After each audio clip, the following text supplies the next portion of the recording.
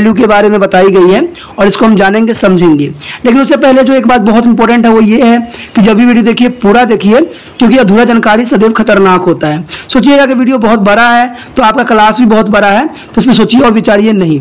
साथ में एक इंपॉर्टेंट बात ये भी रहता है कि अगर पहली बार आप वीडियो देख रहे हो, पहली बार मेरे चैनल पर आए हो, तो लाइक शेयर सब्सक्राइब जरूर कर लो। इसमें सब्सक्राइब करना आपके हित में है। सब्सक्राइब करोगे तभी जो है आगे 5th सेमेस्टर में 6th सेमेस्टर का वीडियो जो है आपको मेरी तरफ से मिलेगा, जिसको आप लाभान्वित होगे। अगर सब्सक्राइब नहीं करके रखोगे तो आपको जो आगे 5th सेमेस्टर में करोगे या 6th सेमेस्टर करोगे तो शायद आपको ना मिल पाए। तो इसे सोचिए मत, सब्सक्राइब कर लीजिए। और साथ में जो है अगर घर में आपको कोई जो 8th 9th 10th 11th 12th में बच्चे पढ़ रहे होंगे उनको भी इस चैनल के बारे में बताइए, जिससे वो भी इससे लाभान्वित हो, क्योंकि ये जो है 8th से लेके BA तक के सभी चैप्टरों का इसमें सिलेबस मिलेगा, चाहे वो बच्चे NIOS में हो चाहे CBSE में हो, सभी का सिलेबस सबका जो है इसमें ज्ञान मिलेगा। और दोस्तों ये तो था आपके लिए इन्फॉर्मेशन। अब जो हम करेंगे 1839 से लेकर 1845 ईस्वी तक पंजाब में राजनीतिक विकास, ये चैप्टर बहुत इंपॉर्टेंट है। इसमें सबसे पहले तो यही है कि महाराजा रणजीत सिंह, आपको पता है महाराजा रणजीत सिंह जो थे, जो पंजाब के शासक भी कहलाए थे, वो 1780 से लेकर जो 1839 ईस्वी में शेरे पंजाब कहा जाता था। उनको शेरे पंजाब के नाम से भी उपाधि दी गई थी। ठीक है, उन्होंने पंजाब में एक बड़ा प्रभावशाली और शानदार सिख राज्य खड़ा किया था। एक ऐसा क्षेत्र जो पूर्व में सतलुज दरिया से उत्तर पश्चिम खैर तक और उत्तर में कश्मीर से दक्षिण में सिंध तक फैला हुआ था। उसने अपने जीवन के 40 कीमती सालों के दौरान अजय रुकावटों के सर करा के महान शौर्य और संपर्क एकता और निडरता और निरंतर उद्योग से सिख साम्राज्य की यह नींव डाली। उसने पंजाब के सरदार पर और पंजाब की सिंध घाटी के पार अफगानों पर, जो कभी भी किसी एक शासक के अधीन नहीं थे, बहुत से विजय प्राप्त करके पूरे देश पर अपना अस्तित्व स्थापित कर लिया था। रणजीत सिंह ने अपने जीवन काल में युद्ध काल और राजाओं के मामलों में दोनों में अपनी करिश्माई उपस्थिति और व्यक्तित्व कौशल से खालसा और अन्य सभी को अपने प्रति पूरी तरह वफादार रखा। महाराजा रणजीत सिंह ने 40 वर्ष यानी 1899 ईस्वी से 1839 तक शासन किया और 27 जून 1839 ईस्वी को लाहौर में चल बसे। देश में सार्वभौमिक शोक मनाया गया। फकीर सैयद बहाउद्दीन के अनुसार कुछ समय बाद हल्की सी फुहार पड़ी, आकाश में कहीं कबूतरों का जोड़ा आया और छकछकाती चिता में गिर पड़ा।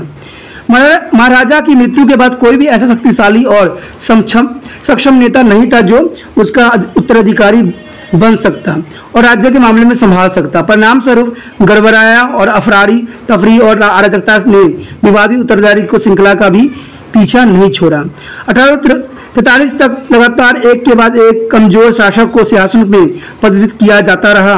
जब स्वर्गीय महाराजा के सबसे छोटे पुत्र दिलीप सिंह को मुकुट पहनाया गया तो रणजीत सिंह के निधन के शीघ्र पश्चात सिख साम्राज्य पर अपना कब्जा जमाने के इच्छुक दो जो है मजबूत गुट, एक जो है डोगरा सरदारों से ध्यान सिंह और सुचेत सिंह और गुलाब सिंह का गुट, और दूसरा जो है संधेवाली अजित सिंह, उत्तर सिंह और कल्याण सिंह का गुट उभरे और सत्ता और सिंहासन में कब्जा होने के लिए सभी अवांछनीय ढंगों में उलझ गए। उन्हीं कार्यों के सरदार और महल दोनों में डर और शंका और नफरत और ईर्ष्या का वातावरण पैदा होता गया, जिस कारण में आपसी झगड़ा शुरू हो गई। इस बेविश्वासी और घृणा और विश्वासपात का परिणाम अपने विरोधियों के कत्ल, खुरोज और खत्मों से निकला।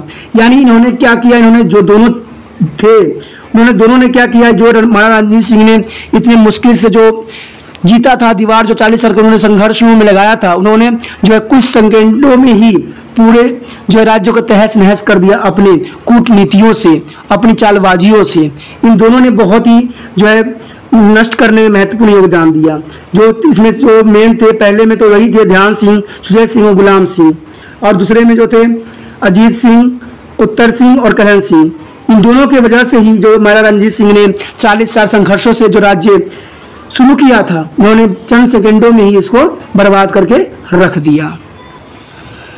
महाराजा रणजीत सिंह की मृत्यु और खड़क सिंह का पंजाब का शासक बनना, जून 1839 से अक्टूबर 1839 ईस्वी। कहते हैं जून 1839 में महाराजा रणजीत सिंह ने संसार को अलविदा कहा। देश भर में उसके निधन पर शोक मनाया गया।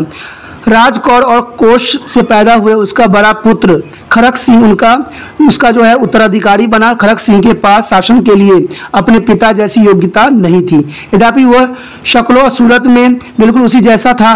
वह अपने मेहनती पिता रणजीत सिंह का एक तबाहकारी उत्तराधिकारी साबित हुआ। वो वैदिक रूप से बड़ा कमजोर था, जो कुछ भी थोड़ा बहुत समझ में उसे आता था उसकी रंगरलिया और अफीम के नशे में खत्म कर दिया था।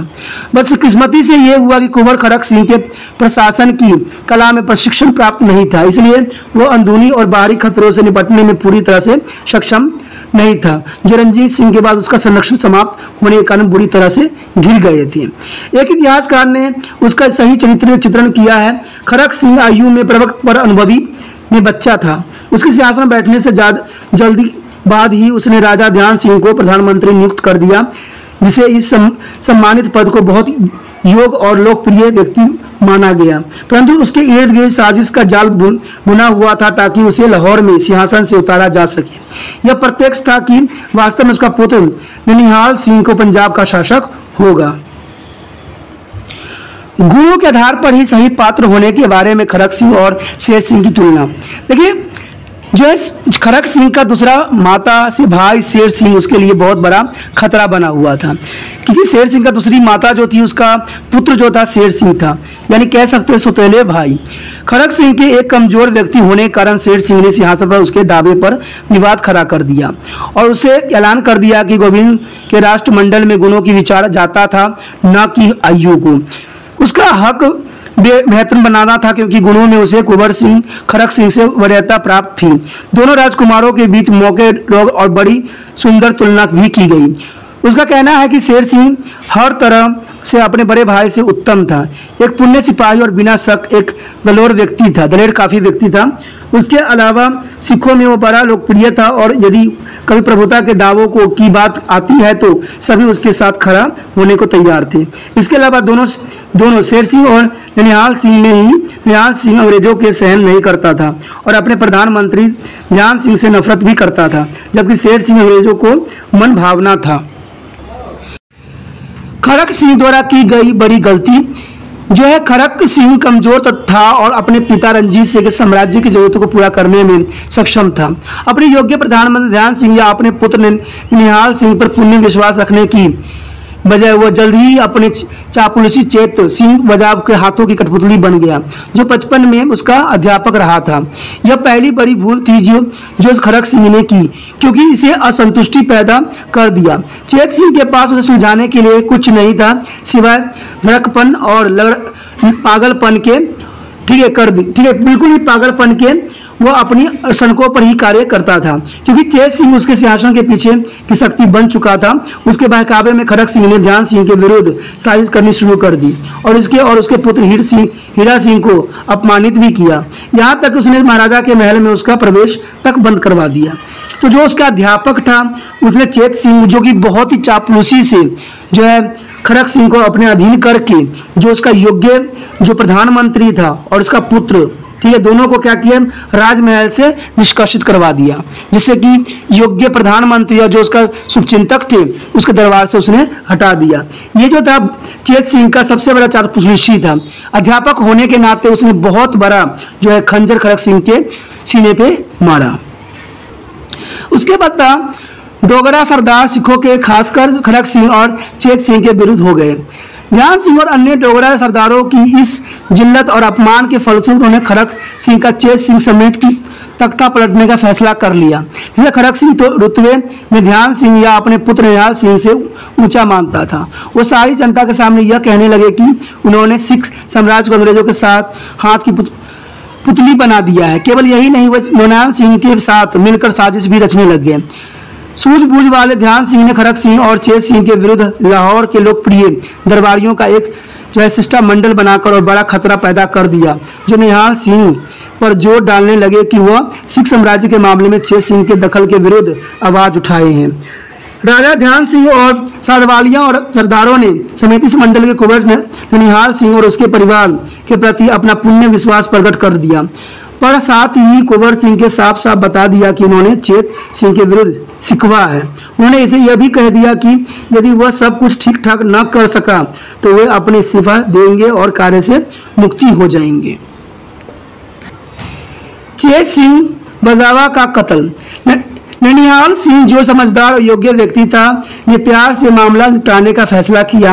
मन ही मन वह आकांक्षाएं ध्यान सिंह के विरुद्ध था, पर उसने कुछ समय के लिए अपने कमजोर मन के पिता और उसके मन भावन चेत सिंह के विरुद्ध उसके साथ जुड़े रहने की ही निर्णय किया।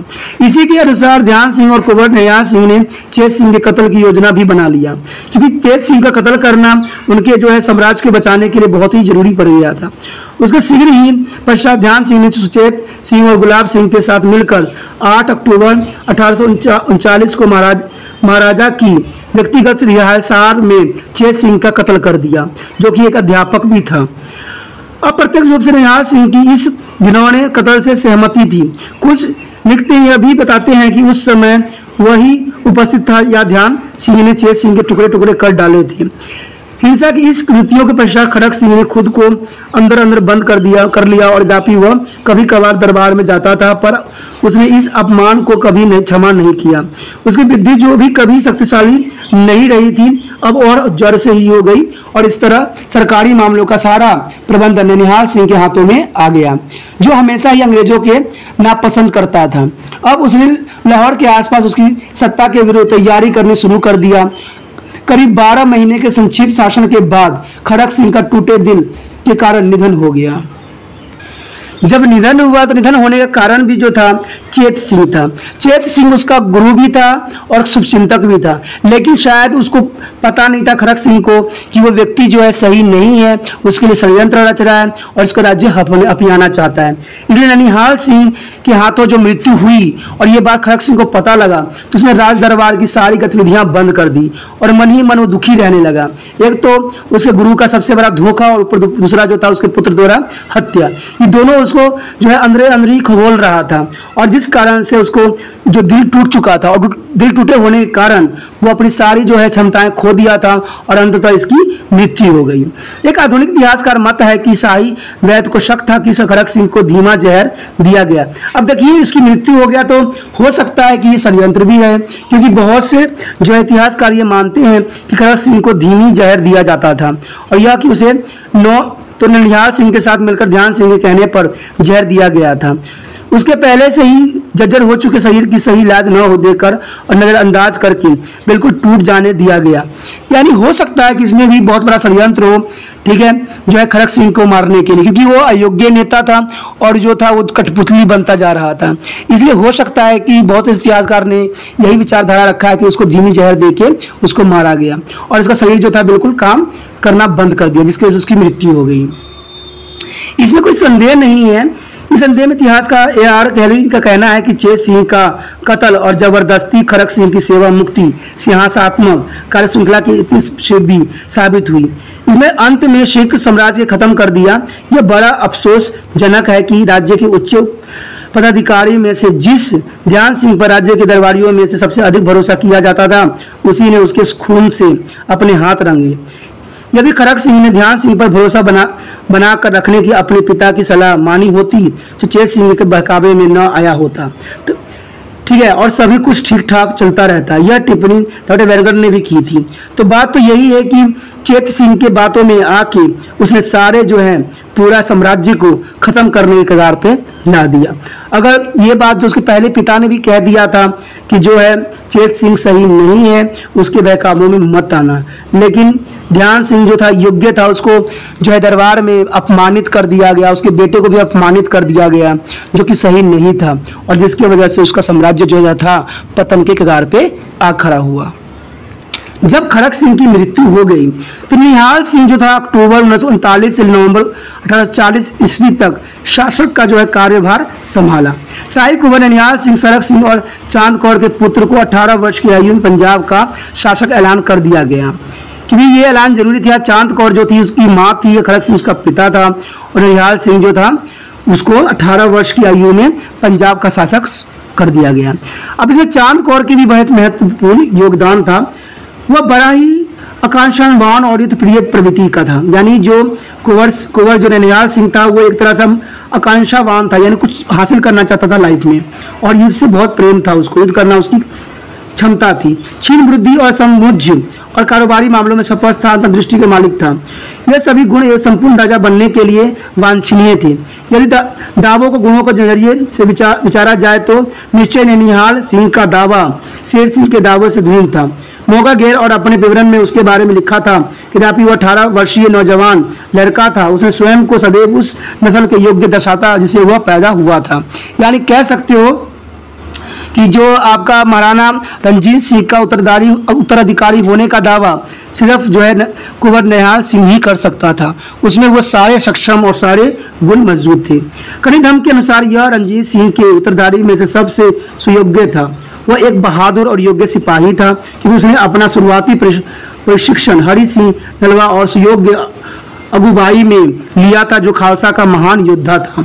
वह अपने नख शिख और दिखावट में अपने दादा जैसे दिखाई देता था। फौज में वो बड़ा ही लोकप्रिय था क्योंकि वह अपने लड़कपन से ही सिपाही तथा बहादुर अजय प्रवृत्ति का मालिक भी था।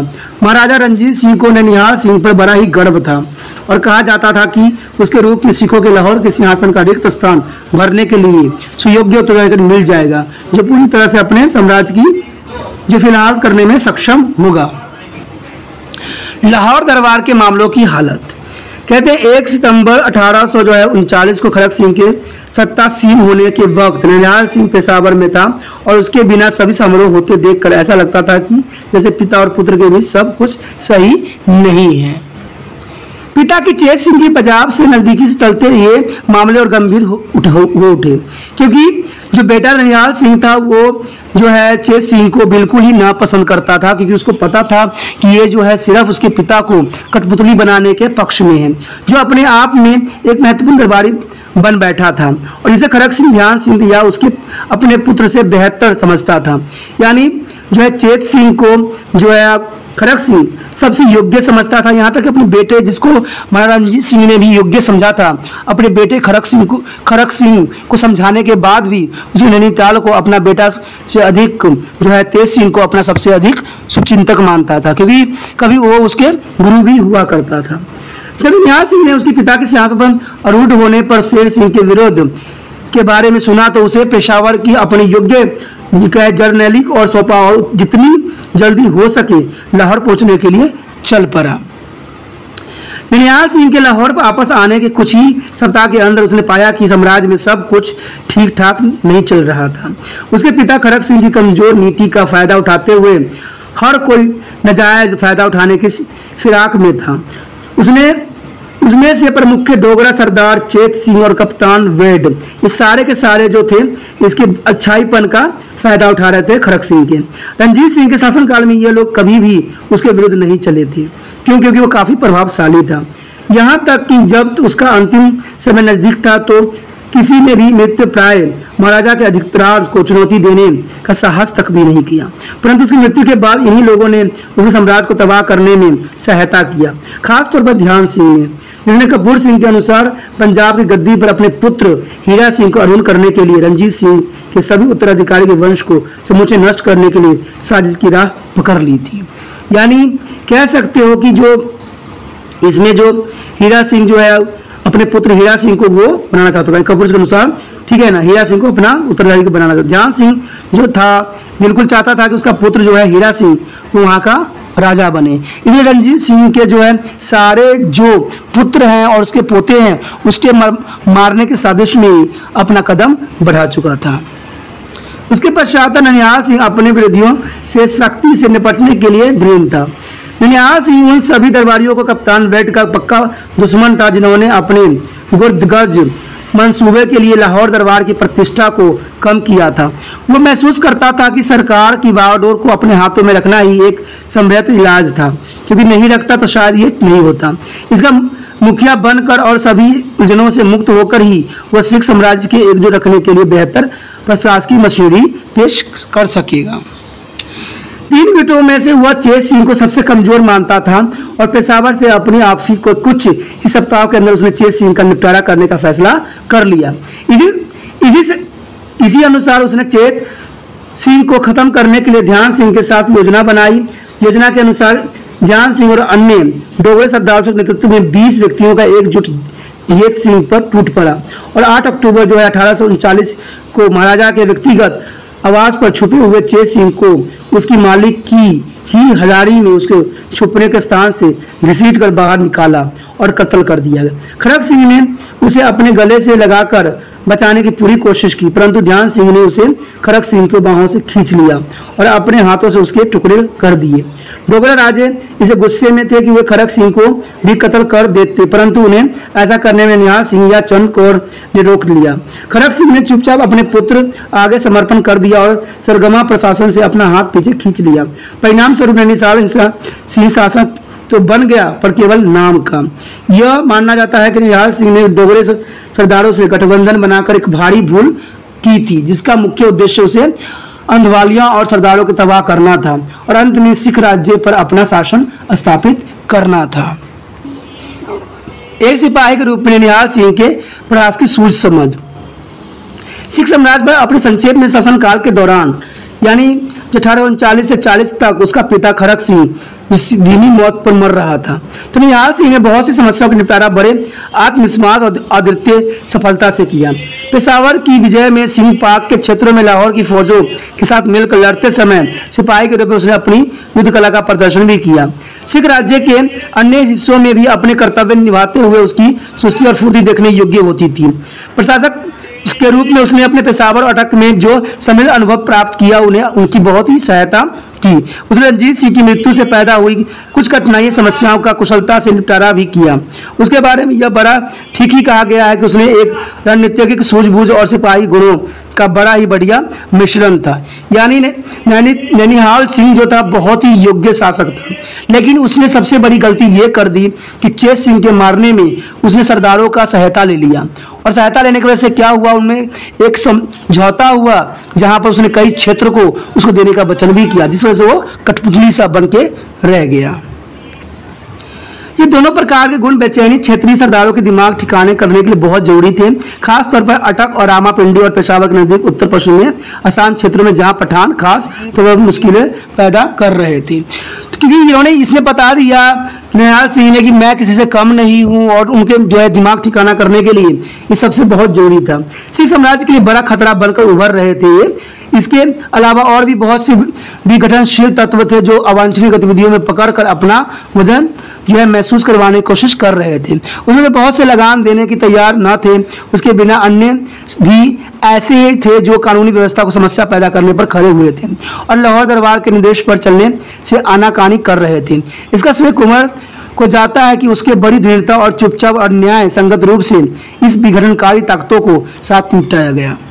उसके बाद था कि इस तरह उसने एक प्रशासक के रूप में अपनी दूर आदर्शी और स्वयं को महाराजा रणजीत सिंह का लायक पोता होना प्रमाणित किया।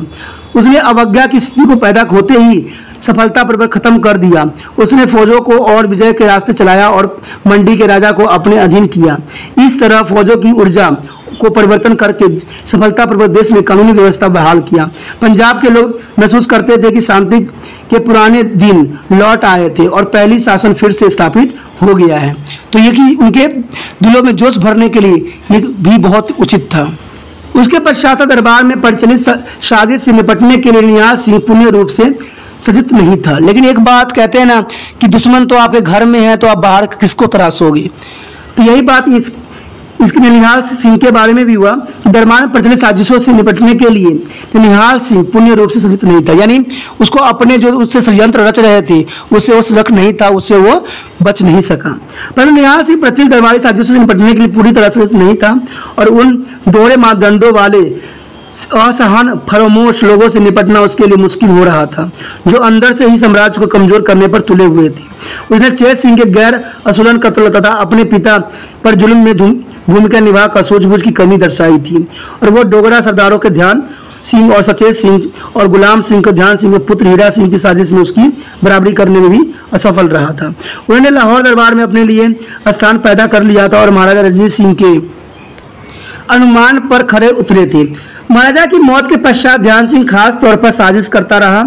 जिसमें नफरत, विश्वासी और हिंसक कत्ल सिंहासन के लिए उसके पुत्र का रास्ता साफ करने में सहायक कर रहे थे। अपने उद्देश्य की पूर्ति के लिए वह कत्लेआम करने से भी पीछे हटने वाला नहीं था। कप्तान वेड के मामले में ननिहाल सिंह के अंग्रेज के साथ संबंध। कप्तान वेड के मामले में ननिहाल सिंह के साथ अंग्रेजों का क्या संबंध था?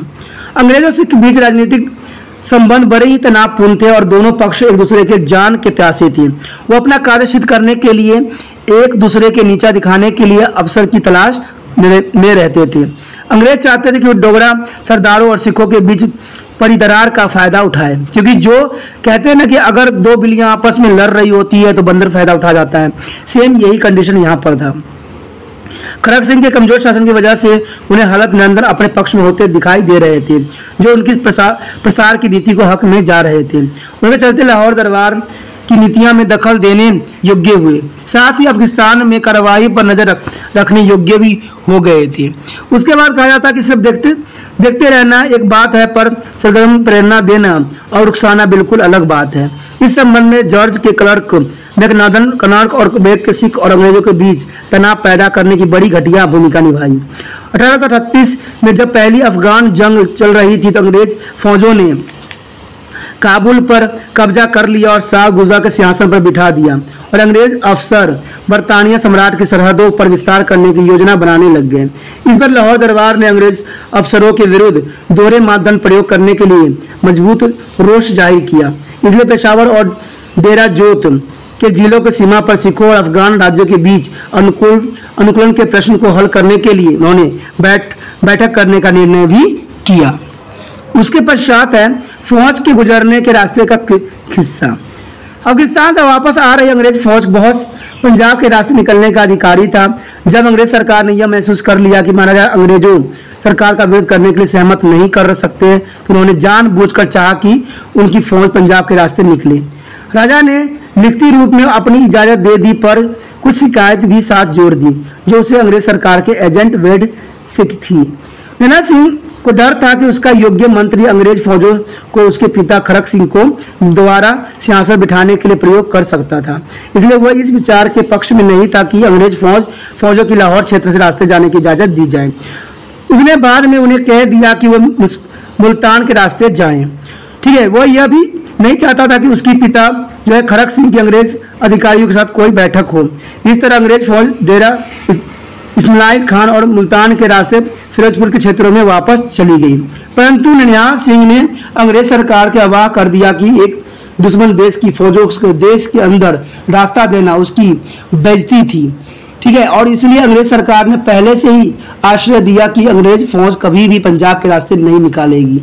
उसने अंग्रेज सरकार को यह भी विनती की कि वह उसके दरबार में नया एजेंट भेज दे। तो ये सब बातें जो थी क्लियर थी और साफ थी। अंग्रेज एजेंट कप्तान वेड का स्थानांतरण। लुधियाना का राजनीतिक एजेंट कर्नल कॉलर्ड वेड महाराजा रणजीत सिंह का अच्छा दोस्त समझा जाता था और अपने निरंतर उद्योग से उसने महाराजा को अंग्रेजों के साथ टकराव में पड़ने से रोक रखा भी था। उसने पाकिस्तान और सिंध का प्रश्न बड़े प्यार से निपटा लिया था, परंतु महाराजा के निधन के बाद कप्तान वेड के संबंध मधुर नहीं रहे थे और वह उसके लिए मुश्किल पैदा कर रहा था और उसने सिख सरदारों के गर्व पर चोट भी किया। ठीक है, इसमें बहुत सी बातें जो है यहाँ पर है कि दो मिसालें की पूरी तरह से स्पष्ट है कि उन्होंने ननिहाल सिंह पर दोष लगाया कि वह खैबर के पठानों के साथ साजिश रच रहा था। उसने खुले रूप में यह दोष भी लगाया कि चेत सिंह के कत्ल में उसकी सहमति थी। कप्तान वेड ननिहाल सिंह के कमजोर, समाधानकारी और अशक्त पिता खड़ग सिंह को पसंद करता था और उसके प्रति नम गोशा रखता था जो कुंवर को अखड़ता था। यानी कमजोरों के साथ रहना कुंवर को बहुत ही अखड़ता था कि ऐसे जो कमजोर के साथ देना सही नहीं था। केवल यही नहीं, जब कप्तान वेड लुधियाना के राजनीतिक एजेंट का पद संभाला तो ननिहाल सिंह को यह अच्छा नहीं लगा कि और उसने ज्ञान क्रोक द्वारा अंग्रेज सरकार के पास रोष जाहिर किया था कि कप्तान वेड द्वारा उसके पिता खड़ग सिंह की लगातार पीठ ठोकते रहना लाहौर दरबार द्वारा अच्छी नहीं समझी जा सकती है। तो यह बात था कि कमजोर लोगों के लोग साथ देते हैं इसलिए क्योंकि उसका फायदा उठा ले, और यही चाल अंग्रेज भी चल रहे थे। खड़ग सिंह एक अयोग्य जो शासक था और अंग्रेज इसके पीठ थपथपाते थे हर कार्य के लिए, यानी कहते हैं ना कि मियाँ मिट्ठू बन रहे थे। अंग्रेज एजेंट कप्तान वेड लाहौर दरबार में काफी कभी भी ऊपर हो गया था और बिना किसी झिझक के वह सिख राजाओं के प्रति अपने विचार प्रकट करता रहता था। सिखों के मामलों में उसका दखल सिखों को बड़ा खलता था, पर उसका बहुत डर था। उसे सिखों की आज़ादी का कट्टर दुश्मन माना जाता था और यह परामर्श दिया जाता था कि उसकी यहाँ से छुट्टी की जाए। कप्तान वेड को इस सभी कार्य से बड़ी ही लोकप्रिय बना दिया था। इसलिए ननिहाल सिंह ने जोर देखकर अंग्रेज सरकार को यह कहा कि कप्तान वेड को वापस बुला लिया जाए और उसके स्थान पर कोई ऐसा अधिकारी लगाया जाए जो दोनों पक्षों के सिख और अंग्रेजों के बीच मेल मिलाप वाले संबंध बनाए रखे। कप्तान वेड के स्थान पर जॉर्ज रसल क्लर्क आया। गवर्नर जनरल लॉर्ड एलनबोरो ने महसूस किया कि लुधियाना के राजनीतिक एजेंट को बदले बिना लाहौर दरबार के साथ बेहतर सूझबूझ वाले और मधुर संबंध बनाकर रखना एकदम असंभव ही था। इसी अनुसार उसे वापस बुला लिया गया और उसके स्थान पर जॉर्ज रसल क्लर्क को लगा दिया गया, जो लाहौर दरबार के अधिक मंजूर था। लुधियाना का नया राजनीतिक एजेंट अधिक सुनने वाला, बात मानने वाला और मिलजुल कर चलने वाला था। जल्द ही उसकी ननिहाल सिंह के साथ मधुर संबंध बन गए और उसने सिखों का विश्वास बहाल कर लिया।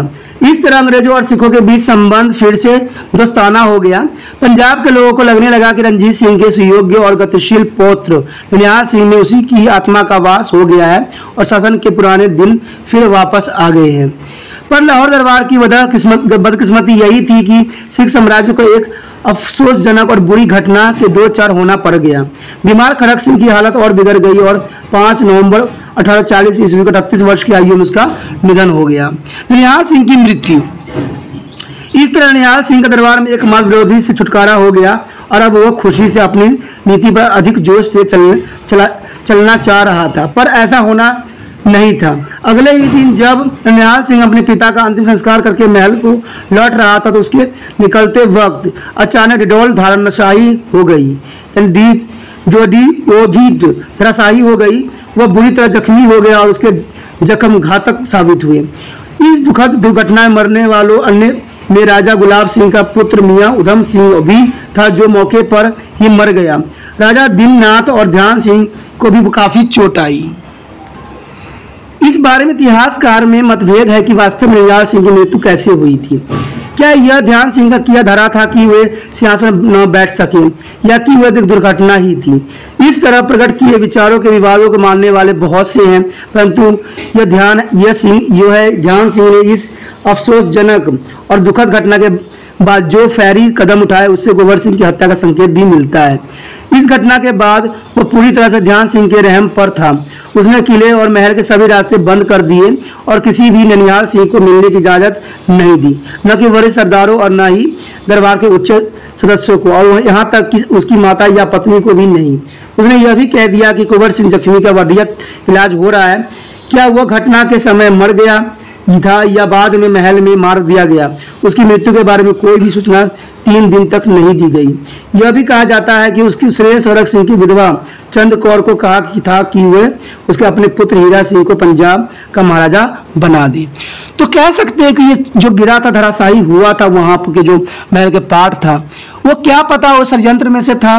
ठीक है, ननिहाल सिंह की जो बढ़ती जो काफी शोभा थी, शायद उस वजह से डर गया होगा और उसको मारने की साजिश थी। अब यहाँ पर तो क्लियर कह दिया गया है कि उसको कई दिनों तक घर में कैद रखा गया, यहाँ तक कि पत्नी और माँ से भी मिलने नहीं दिया गया, और ये भी नहीं पता लगा कि उसकी मृत्यु वहां पर हुई, घर जो है दरबार के अंदर हुई, कि उसके उसी समय जो गिर गया था उसकी वजह से उसकी मृत्यु हुई। इसमें कोई भी जो इतिहासकार जो है मानने को सही अर्थ नहीं दे रहे हैं। और यह भी माना जाता है कि उसके प्रत्येक संभव ढंग से उसे खत्म करने की कोशिश की थी, क्योंकि उसके बच्चे रहने का 8 डोगरा साम्राज्य की तबाही और साथ ही उसके अपने पुत्र हीरा सिंह को गद्दी से दूर रखना होता था। इस संबंध में स्टील बैंक ने अपनी लिखत में लिखा है कि आमतौर पर यह समझा जाता था कि यह घटना जानबूझकर करवाई गई थी और न कोई दुर्घटना थी। जैसे सरकार कहती है इस घटना को, उसका मतलब ननिहाल सिंह की मृत्यु था। स्मिथ और गार्डन ने भी यह विचार प्रकट किया है कि कुंवर की मृत्यु राजा ध्यान सिंह द्वारा बनाई गई साजिश का परिणाम ही था। कलिधम भी इसी तरह का विचार प्रकट करते हैं। वो कहते हैं कि पक्का नहीं पता है कि जम्मू के राजाओं ने इस तरह की साजिश ने ननिहाल सिंह को दूर किया, परंतु उन्हें अपराध से बड़ी करना भी मुश्किल है और यह निश्चित है कि वे उसमें से करने के समर्थ भी था। मुंशी सोहनलाल सूरी, डॉक्टर हिजमोहन राव, डॉक्टर जी.एस. चोपड़ा जैसे महान इतिहासकार ने बिल्कुल ही इसके विपरीत प्रकट किया था। बात जो है विपरीत प्रकट किया था, उन्होंने ये कहा था कि ननिहाल की मृत्यु इस अफसोसजनक दुर्घटना का परिणाम था कि किसी सोच समझी साजिश का परिणाम हो।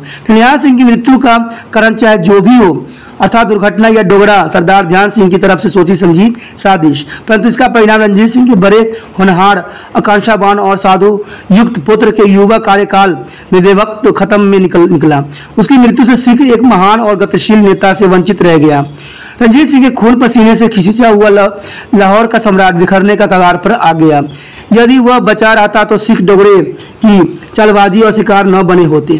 उनकी मृत्यु से सिखों की पुरानी शक्ति को पुण्य साजिश करने की और अंग्रेज राज के उत्तर में एक आदरणीय राज्य स्थापित करने की जो सभी आशाएं धूल में से मिल गई। ननिहाल सिंह उस नस्ल का सुयोग्य प्रतीक था जिसमें वह जन्मा था। उसकी मृत्यु बेवक्त हो गई। यह ठीक ही कहा जाता है कि जब पंजाब की उसकी जरूरत थी तो उसे स्वर्ग के आमंत्रण आ गया था और वह 20 साल की कोमल आयु में इस संसार को विदा हो गया। उसकी मृत्यु से देश में अव्यवस्था और अराजकता फैल गई और इस तरह अधिकृत तरीके से सिख साम्राज्य का विघटन भी हो गया। उसके पश्चात चांद कौर नवंबर 1940 से जनवरी 1841 यानी 1840 से 1841 ईस्वी तक 20 साल की आयु में ननिहाल सिंह के बेवक्त निधन से सिखों पर एक भयानक चोट लगी। इससे पंजाब में एक बढ़िया प्रशासन की प्रणाली स्थापित करने के उसके सारे सपने चूर चूर हो गए। जिस पर वे सिख साम्राज्य की किस्मत की सुरक्षा के लिए नहीं रहा, भागदौड़ जो सरदार और अंग्रेजों की सहायता से उसके उत्तराधिकारी का संघर्ष छिड़ गया। लाहौर राज्य के जो है मुख्य दरबार, लाहौर राज्य के मुख्य दरबार महाराजा रणजीत सिंह का पुत्र कुंवर सिंह था। खड़क सिंह की विधवा और ननिहाल सिंह की माता चंद कौर थी। तीसरा उम्मीदवार जो इस सर्वोच्च सिंहासन पर कब्जा करना चाहता था वो था राजा ध्यान सिंह। इसके बारे में यह कहा जाता है कि उसने चंद कौर को अपने पुत्र हीरा सिंह को पंजाब का महाराजा बनाने के लिए कहा भी था। चंद कौर ने स्पष्ट इनकार कर दिया और बदलने में खड़क सिंह की वैद्य वारिश के तौर पर स्वयं के लिए सिंहासन की दावेदारी पेश कर दी। यानी जो है इसमें चंद कौर ने खुद को ही वहां का शासन घोषित कर दिया। उसने यह कहकर भी शासन पर अपनी दबाव जताई कि वह ननिहाल सिंह का बच्चा होने की आशा में है और उसके मन में है कि वह सरकार अपने हाथों में रखे। चंद कौर के सहायक संधिवालियां, जबकि शेर सिंह के डोगरा सरदार का समर्थन, क्योंकि सभी सरदारों ने इसका समर्थन भी करने लग गया। स्वयं अपने हाथों में सरकार रखने के उसके निर्णय ने ध्यान सिंह और शेर सिंह के साथ उसका टकराव शुरू कर दिया। सत्ता की इसकी चतानी में बहुत से सिख सरदार उसका जो है सरगर्म मथन कर रहे थे। उसमें से सबसे जो महत्वपूर्ण अजीत सिंह और करतन सिंह साधवालिया थे, जबकि डोगरा राजा ध्यान सिंह ने शेर सिंह का पक्ष लिया जो साधवालिया की कट्टर दुश्मन भी थे। यह भी माना जाता है कि खड़क सिंह की इन्हीं कपटी डोगरों ने जहर देकर मारा था। पंजाब के इतिहास में स्टीनबैग के लिखे अनुसार, जिसका समर्थन गार्डियन और स्मिथ भी करते हैं, ननिहाल सिंह तक भी डोगरे की जो गहरी साजिश का निशाना बना था। शुरू से ही डोगरा सरदार रणजीत सिंह के अनुमान में खड़क सिंह को छुटियाने का प्रयत्न कर रहे थे। यह स्मिथ की टिप्पणियों से पूरी तरह साफ हो सकता है कि यह ध्यान रखा गया था कि उसके हाथों इतने कम साधन दिए जाएं कि अभियान का बड़ा हिस्सा जिस पर उसे भेजा गया था वहां तो थोड़ा बहुत सा पूरी तरह से असफल हो जाए और इस तरह उसे कमान करने के अयोग्य समझा जाए। परंतु महाराजा रणजीत सिंह ने खड़क सिंह को अपना उत्तराधिकारी नामित कर दिया, जबकि ध्यान सिंह को उसका प्रधानमंत्री भी नियुक्त कर दिया। तो ये भी बहुत इंपॉर्टेंट रह जाती है बात। उसके पश्चात अब विरोधी दरबारियों के लालच देकर अंग्रेजों की सहायता चाहिए। अपनी घिनौनी साजिश की पूर्ति के लिए सिंहासन के विरोधी दावेदारी ने लालच देकर अंग्रेज की सहायता लेनी चाहिए। ध्यान सिंह जो अंग्रेजों की बढ़ती शक्ति और उत्थान के जब बर्दाश्त नहीं कर पा रहा था, उसने ननिहाल सिंह के साथ साजिश भी की। जब बाद में ननिहाल सिंह ने डोगरे के बढ़ते हुए प्रभाव को खत्म करने की कोशिश की तो उसे मार दिया गया। शेर सिंह भी जो लाहौर दरबार के लिए विभिन्न मुश्किलें पैदा कर रहा था, अंग्रेजों की सहायता लेने के लिए लगातार उसके संपर्क में था। गवर्नर जनरल लॉर्ड ऑकलैंड के अनुसार शेर सिंह अंग्रेज के अपने पक्ष में दखल देने के लिए पंजाब का आधा हिस्सा अंग्रेज सरकार को देने के लिए तैयार था। एक अन्य रिपोर्ट है कि शेर सिंह ने अंग्रेजों की सहायता के बदले में उन्हें सतलुज के उत्तर के क्षेत्र की पेशकश भी की थी। दूसरी ओर रानी कौर सिंह भी पीछे नहीं रहने वाली थी। उसने लुधियाना में अंग्रेज एजेंट के साथ व्यक्तिगत बात करने और सिख राज्य के 1/4 आय या कश्मीर का प्राण देने की पेशकश करने के लिए अजीत सिंह गोंडवाना को भेजा था। लाहौर के अंदरूनी लड़ाई में अंग्रेजों को शामिल होने का आमंत्रण परिणाम को पूरी तरह सोचे बिना चली गई परंतु चाल थी। सिंहासन संभालने के लिए शेर सिंह इसमें नैनीहाल सिंह की मृत्यु से पहले भी अन्य अधिकार गुनाहगार था, पर उसके बाद तो और भी अधिक हो गया। उसने फौज की महल की साजिश में पक्ष में खड़े रहना शुरू कर दिया। इस संकट को ध्यान सिंह ने रोका व दोनों विरोधी चांद कौर और शेर सिंह के बीच एक सुलह करवाई गई, जिसके अनुसार नैनीहाल सिंह की पत्नी साहिब कौर के बच्चे होने का अंतरिम सरकार एजेंट में रूप में चंद कौर के पास रहनी थी, जबकि शेर सिंह को स्टेट काउंसिल का प्रधान और ध्यान सिंह को प्रधानमंत्री बनाया गया। अंग्रेज सरकार चंद कौर की एजेंसी की मान्यता नहीं दे रही थी और न ही उसकी प्रभुता पंथा को वह उसकी सरकार तथ्य आधार पर मानते हुए उसके माननीय एजेंट द्वारा कार्य करने वाली ही मानी जा रही थी। उसके पश्चात राजसी विरोधियों के कत्ल बड़ा परिणाम हासिल कर गए। हारे हुए लोगों के विरुद्ध भी सिंहासक रहने यानी हिंसक रहने की रणनीति सिंह की नीति को राष्ट्रीय विरोधियों के कत्ल करने के कृत्य बड़ा परिणाम हासिल कर गए। ऐसे अपराधों को डोगरा भाइयों के साथ मिली घातक परिणाम था, यानी जो डोगरा भाई के साथ मिली भगत करके नैनीहाल सिंह और शेर सिंह की ऐसी घटनाओं को उत्साहित किया गया था जिसके बड़े ही घातक परिणाम निकले। उन्होंने सभी राजाओं और गलतियों, हथियारों और दरबारी साजिशों को ऐसा खतरनाक मोड़ दिया जिससे उनके खुद के जीवन भी संकट में पड़ गए। भविष्य के लिए यह बहुत ही बड़ा अपशगुन भी था। उसके बाद था शेर सिंह का नए शासक के रूप में ऐलान, जो 1841 से 1843 ईस्वी तक की गई थी, यानी हुआ था, इतने शासन किया था। महाराजा रणजीत सिंह और मेहताब कौर का पुत्र शेर सिंह अच्छा व्यक्ति था। महाराजा रणजीत सिंह और मेहताब कौर का पुत्र शेर सिंह अच्छा व्यक्ति था। वह सुजवाला और राजनीतिज्ञ नहीं था। 18 जनवरी 1843 को उसने लाहौर पर आक्रमण कर दिया और चंद कौर को पराजित कर दिया और स्वयं के पंजाब का नया शासक और अपने पुत्र 10 वर्षीय प्रताप सिंह को सिंहासन का वारिस घोषित कर दिया। शुरू में खड़क सिंह और नैनीहाल सिंह की तरह उसने डोगरा राजा ध्यान सिंह को अपना प्रधानमंत्री बनाया, पर जल्दी वह उसके उलट हो गया और उसने छुटकारा पाने की कोशिश की। अपने उद्देश्य पूर्ति के लिए उसने संधवालिया और सरदार अजीत सिंह और उत्तर सिंह को वापस बुला लिया। शेर सिंह कमजोर एवं अयोग्य शासक साबित हुआ। शेर सिंह ने पंजाब में एक ऐसा महाराजा पाया जो सुंदर और मस्त था और जो राज्य के मामले से अधिक सूरा और मदुरा के बारे में ही जानता था। उसने राज्य के मामले पूरी तरह ध्यान सिंह पर ही छोड़ दिया। खड़क सिंह की तरह वह भी अच्छा प्रशासक नहीं था, क्योंकि उसमें अवसर का फायदा उठाने की सूझबूझ की कमी थी, जो कि एक दूर आदेश राजनीतिक के लिए बड़ी जरूरी होती थी। उसमें पिता वाला कोई भी अच्छा गुण नहीं था जो सही ढंग से प्रशासन चलाने के लिए जरूरत था। तो कहते हैं कि जब अच्छा प्रशासक चलाने वाला ना हो तो उसका खत्मा तो सुनिश्चित रहता है। सिख फौज का उत्थान। शेर सिंह ने स्वयं को बड़ा अयोग्य शासक साबित किया और सिख फौज अपनी शक्ति और राजा की कमजोरी के प्रति सचेत होने के कारण नियंत्रण से बाहर हो गए। वह इस तरह कार्य और व्यवहार करने लगी कि जैसे वही राजा बनने और हटाने वाली थी। खजाने का हाल बुरा होने के कारण शेर सिंह फौज के लिए उच्च वेतन के वादे पर पूरा न उतर सका और वह जब सिपाही अपने आप से बाहर हो गए तो वे हिंसा, लूटपाट जैसे कार्य करके अपनी भड़ास निकालने लगे। लाहौर प्रांतों में सनकी फौजियों द्वारा हत्याएं, कत्लों घटनाएं सामने आने लगी। किसी को भी व्याख्या नहीं की जा सकती और महाराजा तक भी स्वयं को सुरक्षित महसूस नहीं करता था। सिख फौज की बढ़ती शक्ति के चलते शेर सिंह अंग्रेजों के साथ गठबंधन करने की सोची। सिख फौज की बढ़ रही शक्ति शेर सिंह के भयभीत कर दिया और उसने अंग्रेज के साथ गठबंधन करने की सोची। अंग्रेज सरकार भी पंजाब में फैली अराजकता को फायदा उठाना चाहता था, ठीक है, और उसे अपने अधीन करना चाहता था। अंग्रेज की यह बुरी मंशा कुछ पत्रों से साफ हो गई थी, जिन पर सिखों ने ऐतराज भी किया था। कुछ देर लिए पंजाब में अराजकता खत्म और फौज के नजरिए में परिवर्तन भी हुआ। कुछ समय बाद अंग्रेजों में फैली अवस्था और अराजकता खत्म हो गई और शांति में वातावरण स्थापित हो गया। सिख ने स्वयं को गोविंद के सही लोकतांत्रिक असूलों पर यह जत्थेबंद कर दिया गया और फौज की गिनती को सही किया। इसे खालसा गुरु गोविंद सिंह के राष्ट्रमंडल की सुरक्षा की भूमिका अपना ली। इस तरह लाहौर दरबार और सिख फौज के बीच संबंधों में बेहतरीन और परिवर्तन हुआ। रणजीत सिंह समय में फौज विभाग नागरिक विभाग के अधीन होता था। महाराजा की महान शक्ति और वजह से यह फौज नागरिक विभाग के आदेश माना करती थी। इतिहास में बराबर दर्शाया है कि फौजी कानून और संविधान का योग्य अभिभावक होते हैं। जब जिसकी लाठी उसी की भैंस का असूल चलना पड़ता है, जो फौजियों के नागरिक विभाग के आदेश मानने से इनकार कर दिया।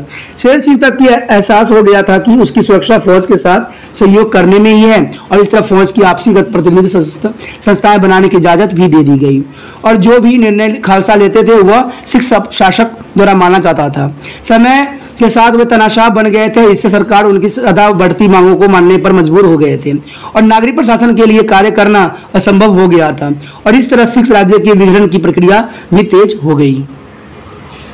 संधिवाला और सरदारों की हत्या। संधिवाला शेर सिंह उसके पुत्र ध्यान सिंह को खत्म करने की आपसी योजना सफलतापूर्वक पूरी कर ली थी, पर उन्होंने ध्यान सिंह के पुत्र हीरा सिंह को कत्ल न करके भारी भूल किया।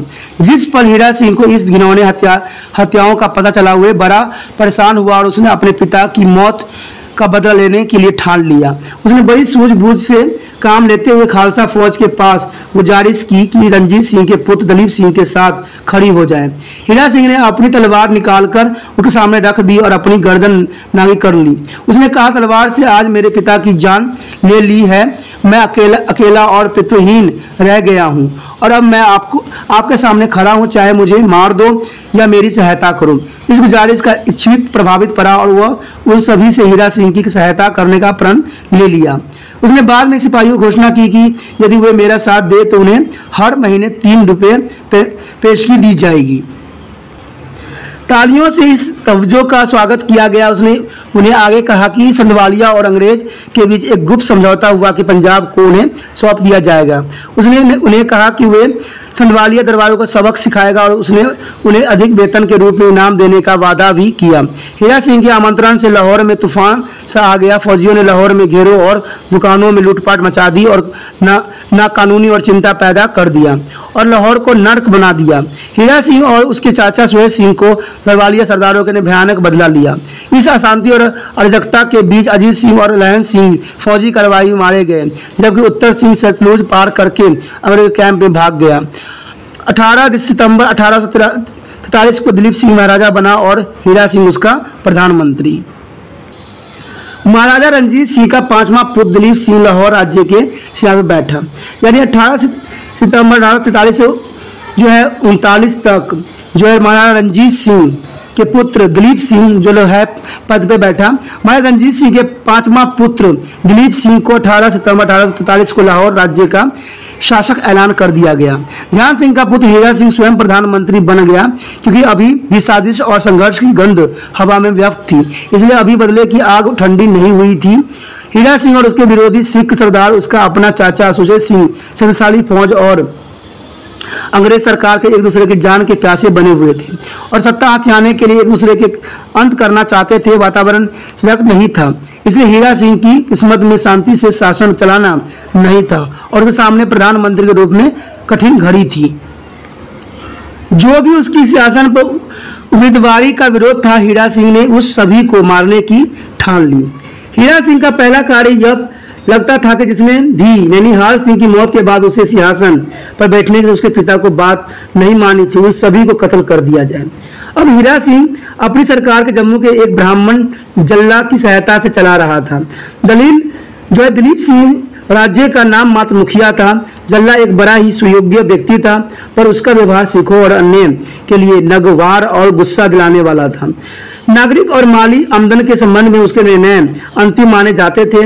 उसने बहुत से सरदार पर जुर्माने लगाया और उनकी जागीर जब्त कर ली और इतने में अपनी मर्जी में चलाई। लाहौर दरबार के वरिष्ठ लोग पंडित जला के यह सभी कृत्य भा नहीं रहे थे।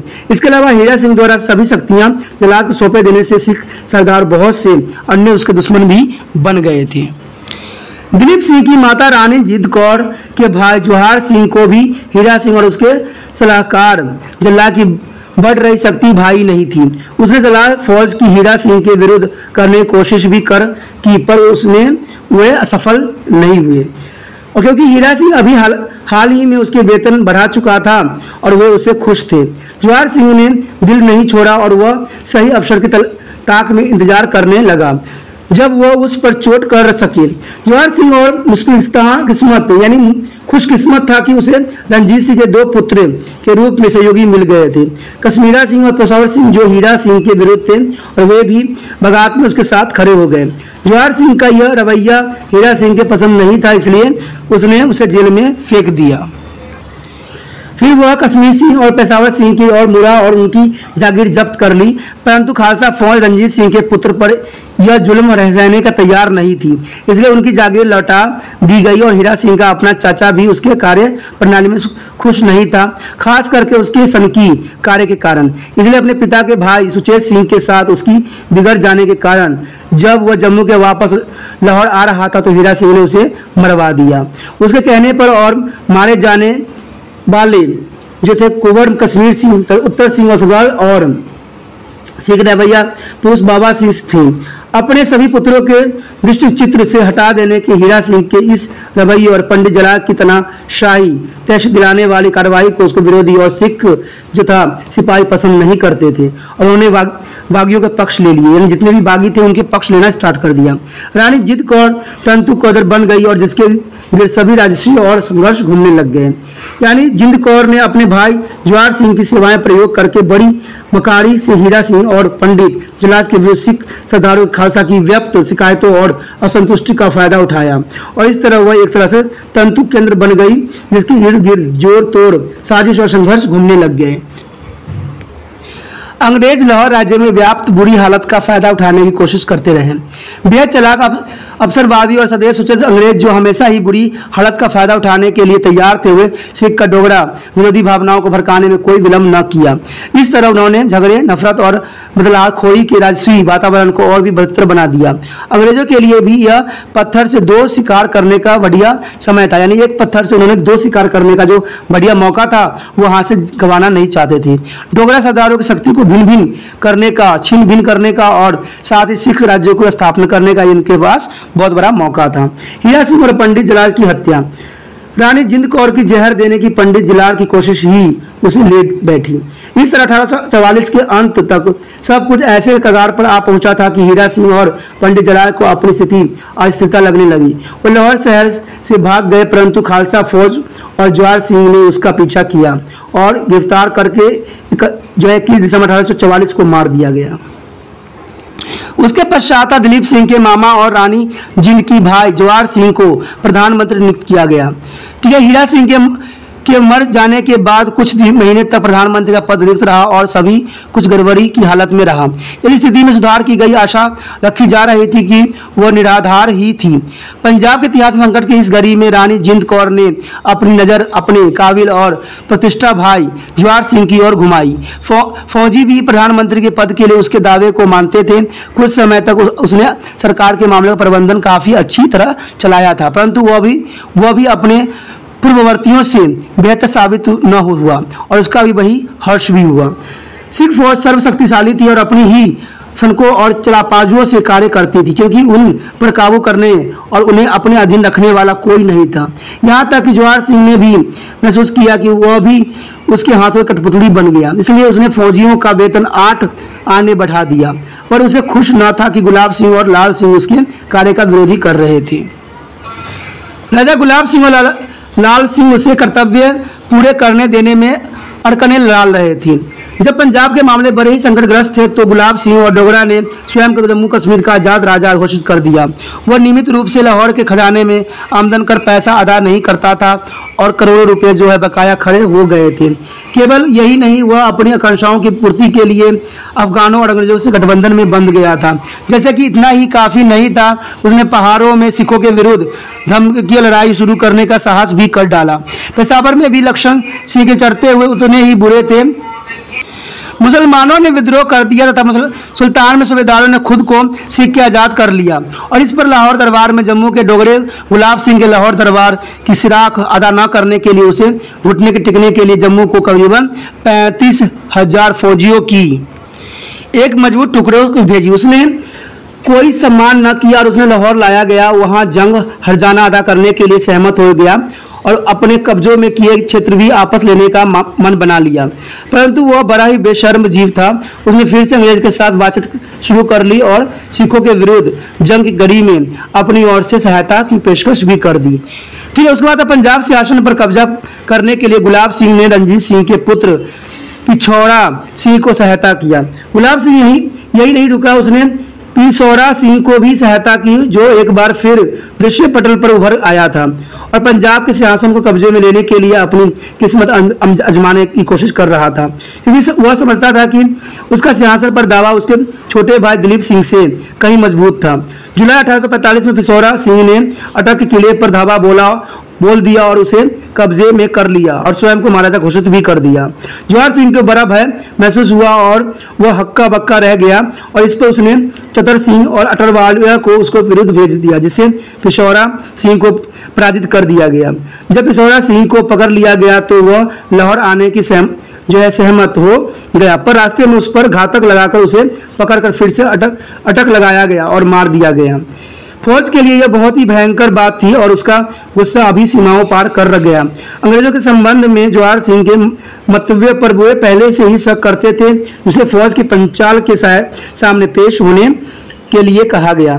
पंचाल ने जवाहर सिंह को पेशारी सिंह की हत्या का दोषी भी करार दिया गया और उसे मौत की सजा दे दी गई। यह 21 दिसंबर 45 की बात है, जब जवाहर सिंह के साथ उसकी बहन रानी जिंद और उसकी भांजा दलीप सिंह भी थे और उसे उनके आंखों के सामने भी मार दिया गया।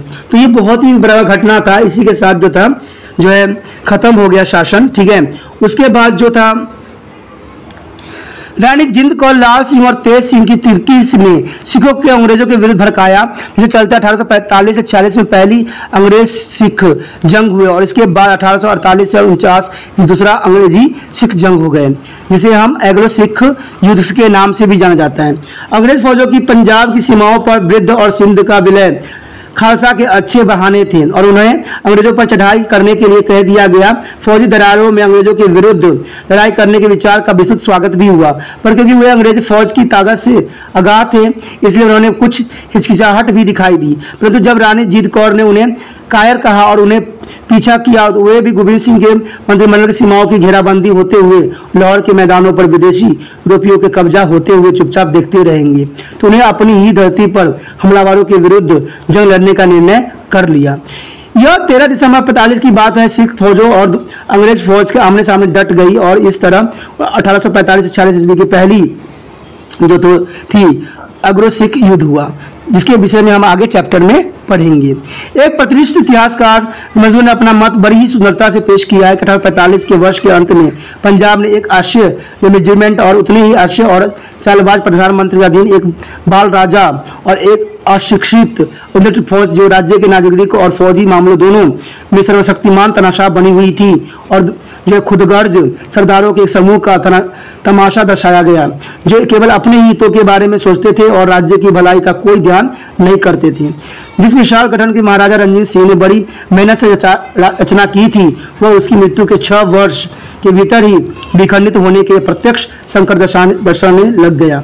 अगर उन्हें स्वयं पर ही छोड़ दिया जाता तो हो सकता था कि यह स्वतः नेता के अधीन सिख इस संकट से बचे रहते और राज्य के आधार को पुनर्दृढ़ कर लेते, पर यह होने वाला नहीं था। जब इतिहास की बड़ी बदलता अवस्था से गुजरने रहे तो अंग्रेजों ने इस अवसर का लाभ उठाया और भारत के बाकी रह गए राजाओं का राज्य का विलय अपने साम्राज्य में कर लिया। तो ये चीज़ जो थी बहुत ही इंपॉर्टेंट थी। हमने महाराजा रणजीत सिंह के जो है पूर्वजों के बारे में या उनके आगे के पीढ़ियों के बारे में और उनका योग्य सैनिकों के बारे में हमने बहुत ही ध्यानपूर्वक पढ़ा। हमने हर एक का जो है विस्तृत जानकारी हमने प्राप्त किया, ठीक है, और सबने देखा कि कौन योग्य था कौन अयोग्य था। लेकिन कहते हैं कि उनके दरबार में हमेशा जो है संघर्ष चलती रहती थी, हमेशा षड्यंत्र रची जा रही थी। आज के अचानक पतन के क्या कारण हो सकते हैं, क्या कारण थे, तो इसके विचार में हम जो है अपना विचार भी रखेंगे और समझेंगे भी और पढ़ेंगे भी कि ऐसा क्यों हुआ। क्योंकि हम जो है आपके सिलेबस के साथ चलते हैं, इसलिए हमेशा मेरे साथ रहिए, क्योंकि हमने एक्स्ट्रा कुछ नहीं कराना, हमने सिलेबस के साथ ही करना है, क्योंकि जो हमारा सिलेबस है वही मुक जाए वही हमारे लिए काफ़ी है। ठीक है, तो इसका कारण क्या था, ठीक है, कि विघटन होना किसी भी राज्य के लिए इतना आसान नहीं होता है। आपको पता है कि महाराजा रणजीत सिंह जो थे पूरा पंजाब सूबे का महान जो है सम्राट थे, लेकिन सम्राट का इतने कम समय में पतन हो जाना ये बहुत ही आश्चर्य की बात होता है। क्यों? क्योंकि क्या ऐसा कोई भी योग्य शासक नहीं था? आपने पीछे पढ़ा भी है कि ऐसे एक ही शासक थे जिन्होंने काफ़ी जो है हिम्मत के साथ आगे बढ़ा, लेकिन लोगों के षड्यंत्र की वजह से उनकी भी मृत्यु हो गई। तो इसके साथ जो था सारे के सारे जो भी बने वो अयोग्य शासक थे। लेकिन ये योग्य शासक थे तो सही, लेकिन ऐसा क्या था जो उनको पतन के कगार पे पहुंचा दिया? तो यही बात कहते हैं, उदय और गिरावट प्रकृति का कानूनी नियम है। उदय होना ठीक है और गिरावट प्रकृति का नियम है, और शक्तिशाली सिख साम्राज्य इसका कोई आपाद नहीं था।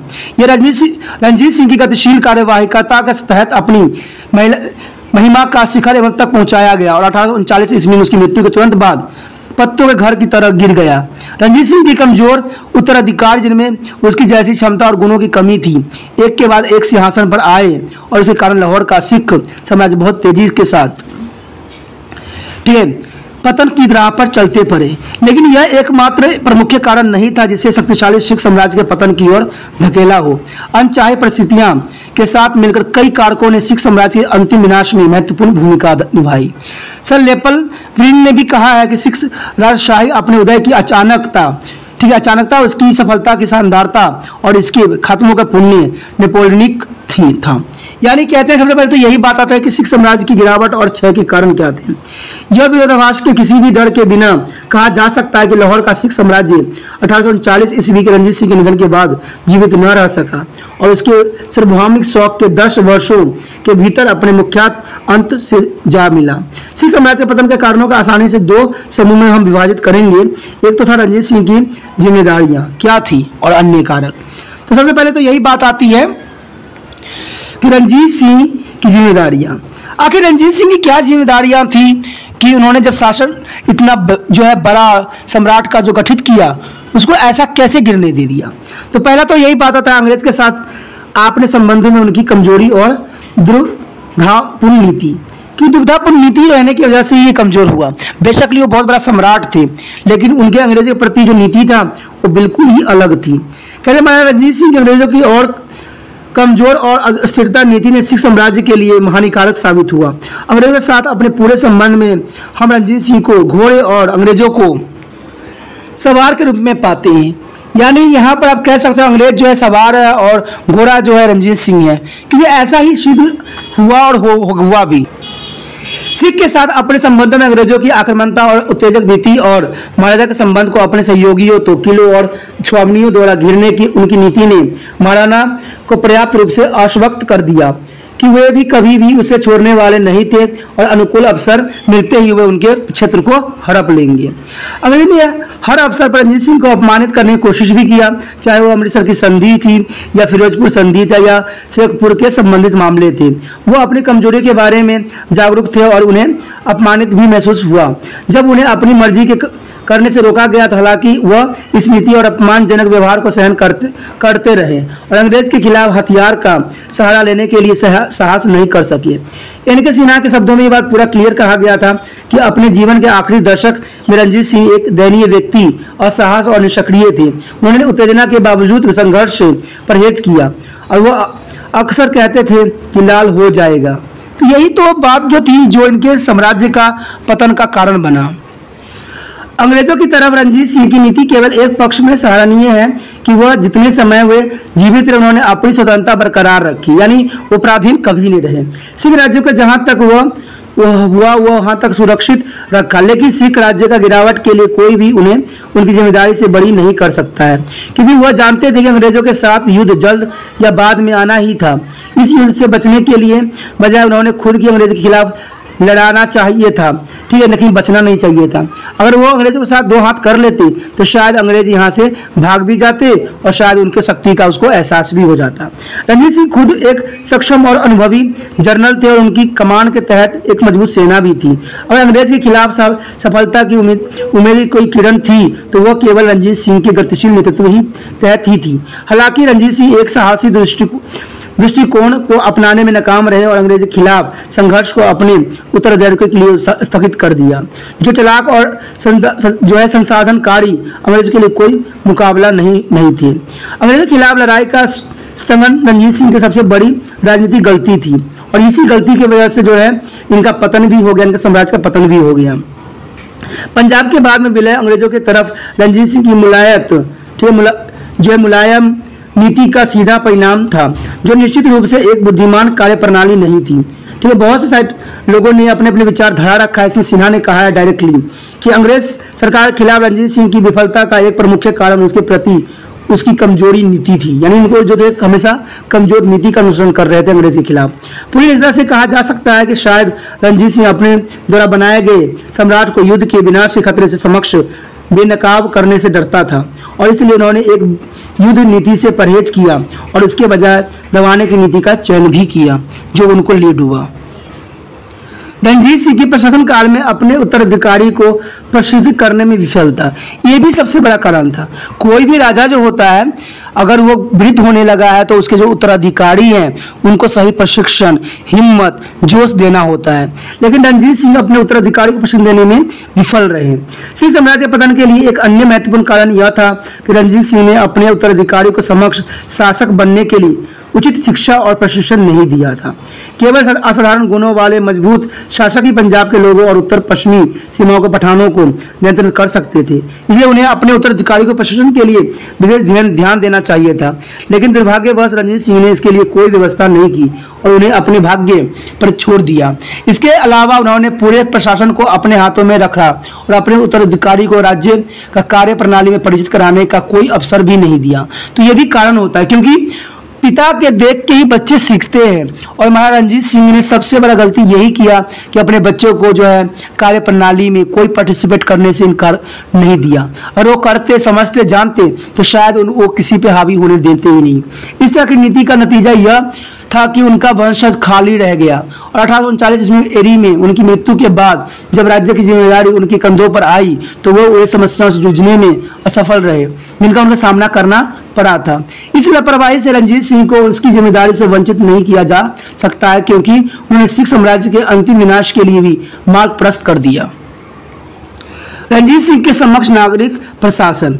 रणजीत सिंह एक महान जर्नैल और सैन्य अयोग्य थे, लेकिन सामान्य रूप से सक्षम नागरिक आयोजक नहीं थे। उन्होंने एक अच्छी तरह से प्रशिक्षित, कुशल और अनुशासित सेना बनाने के लिए सभी संभव प्रयास किए और उसके लिए उन्होंने कई सुधार भी किए।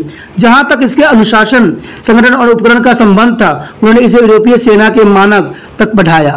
दूसरी ओर वे नागरिक प्रशासन के लिए आवश्यक ध्यान नहीं दे सके। इस तरह के उदार कार्य कुछ ही थे जो लोगों के दिमाग को वफादारी से भरते और राज्य के लिए प्यार पैदा करते। इसमें कोई संदेह नहीं है कि रणजीत सिंह खुद एक उदार, नेक और लोक सेवा करने वाले राजा थे, लेकिन वे अकेले वंचित परिणाम नहीं पैदा कर सकते थे और इस तरह के नागरिक प्रशासन की बुनियादी कमियों की दूर करने में नाकाम रहे।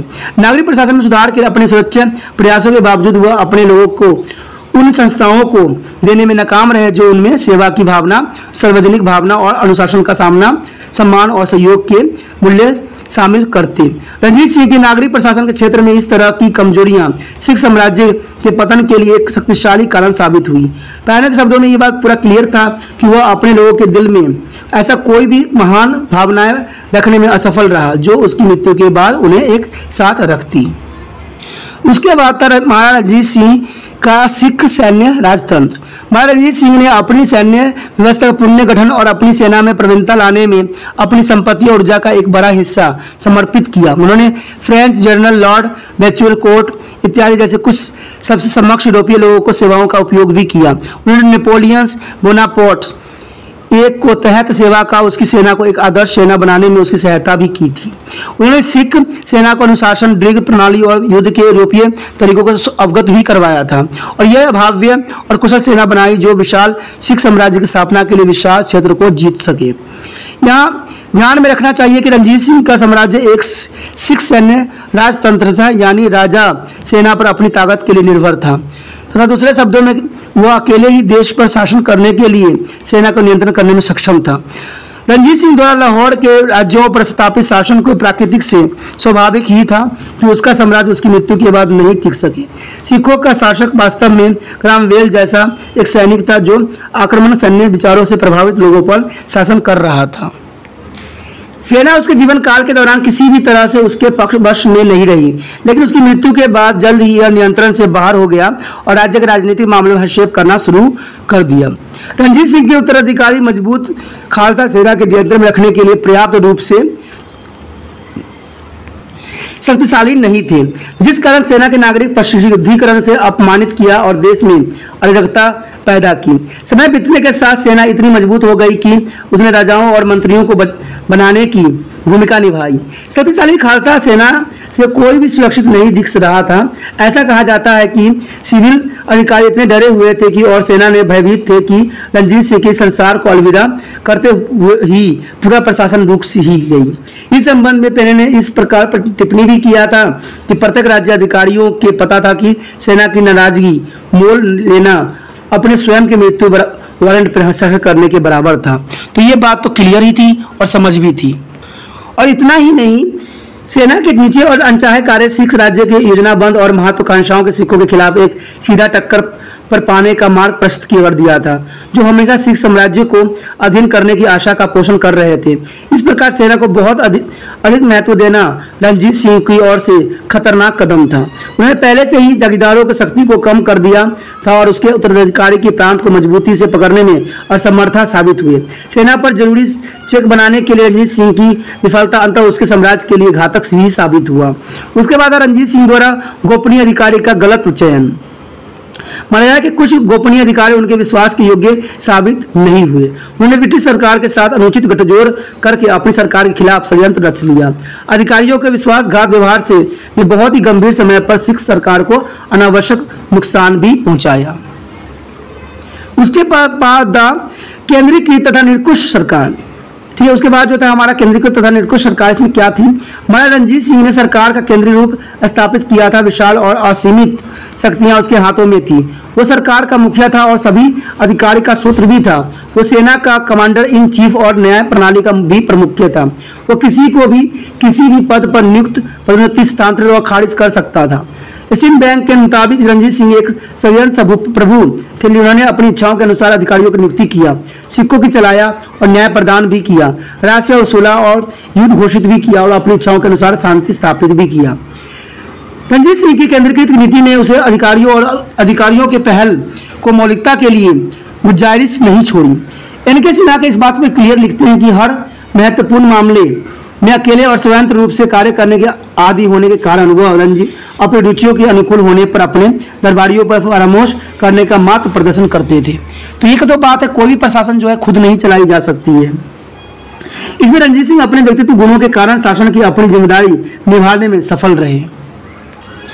इसके अलावा रणजीत सिंह के समक्ष मंत्रियों और अधिकारियों के दीवान महकम चंद्र, सरदार हरि सिंह, नवल भावनी दास और मिश्र दीवान चंद्र फकीर अजी उदयदीन की मृत्यु उसके जीवन काल में ही हो गई थी और लवर बेचौरा और कोर्ट जैसे यूरोपीय अधिकारी जल्द ही उसकी मौत के बाद में चले गए।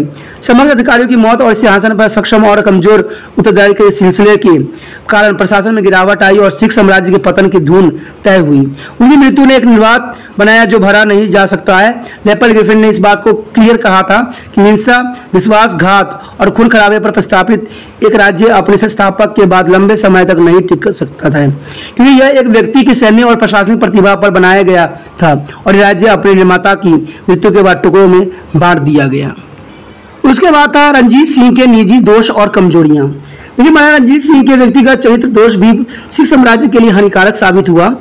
एक इतिहासकार ने सही टिप्पणी भी किया है कि अधिकांश पुरुषों की तरह जो प्रशासनिक शक्ति और सैन्य प्रतिभा के इतिहास में प्रतिष्ठित है, रणजीत सिंह भी स्त्री प्रभाव के प्रति बहुत संवेदनशील थे।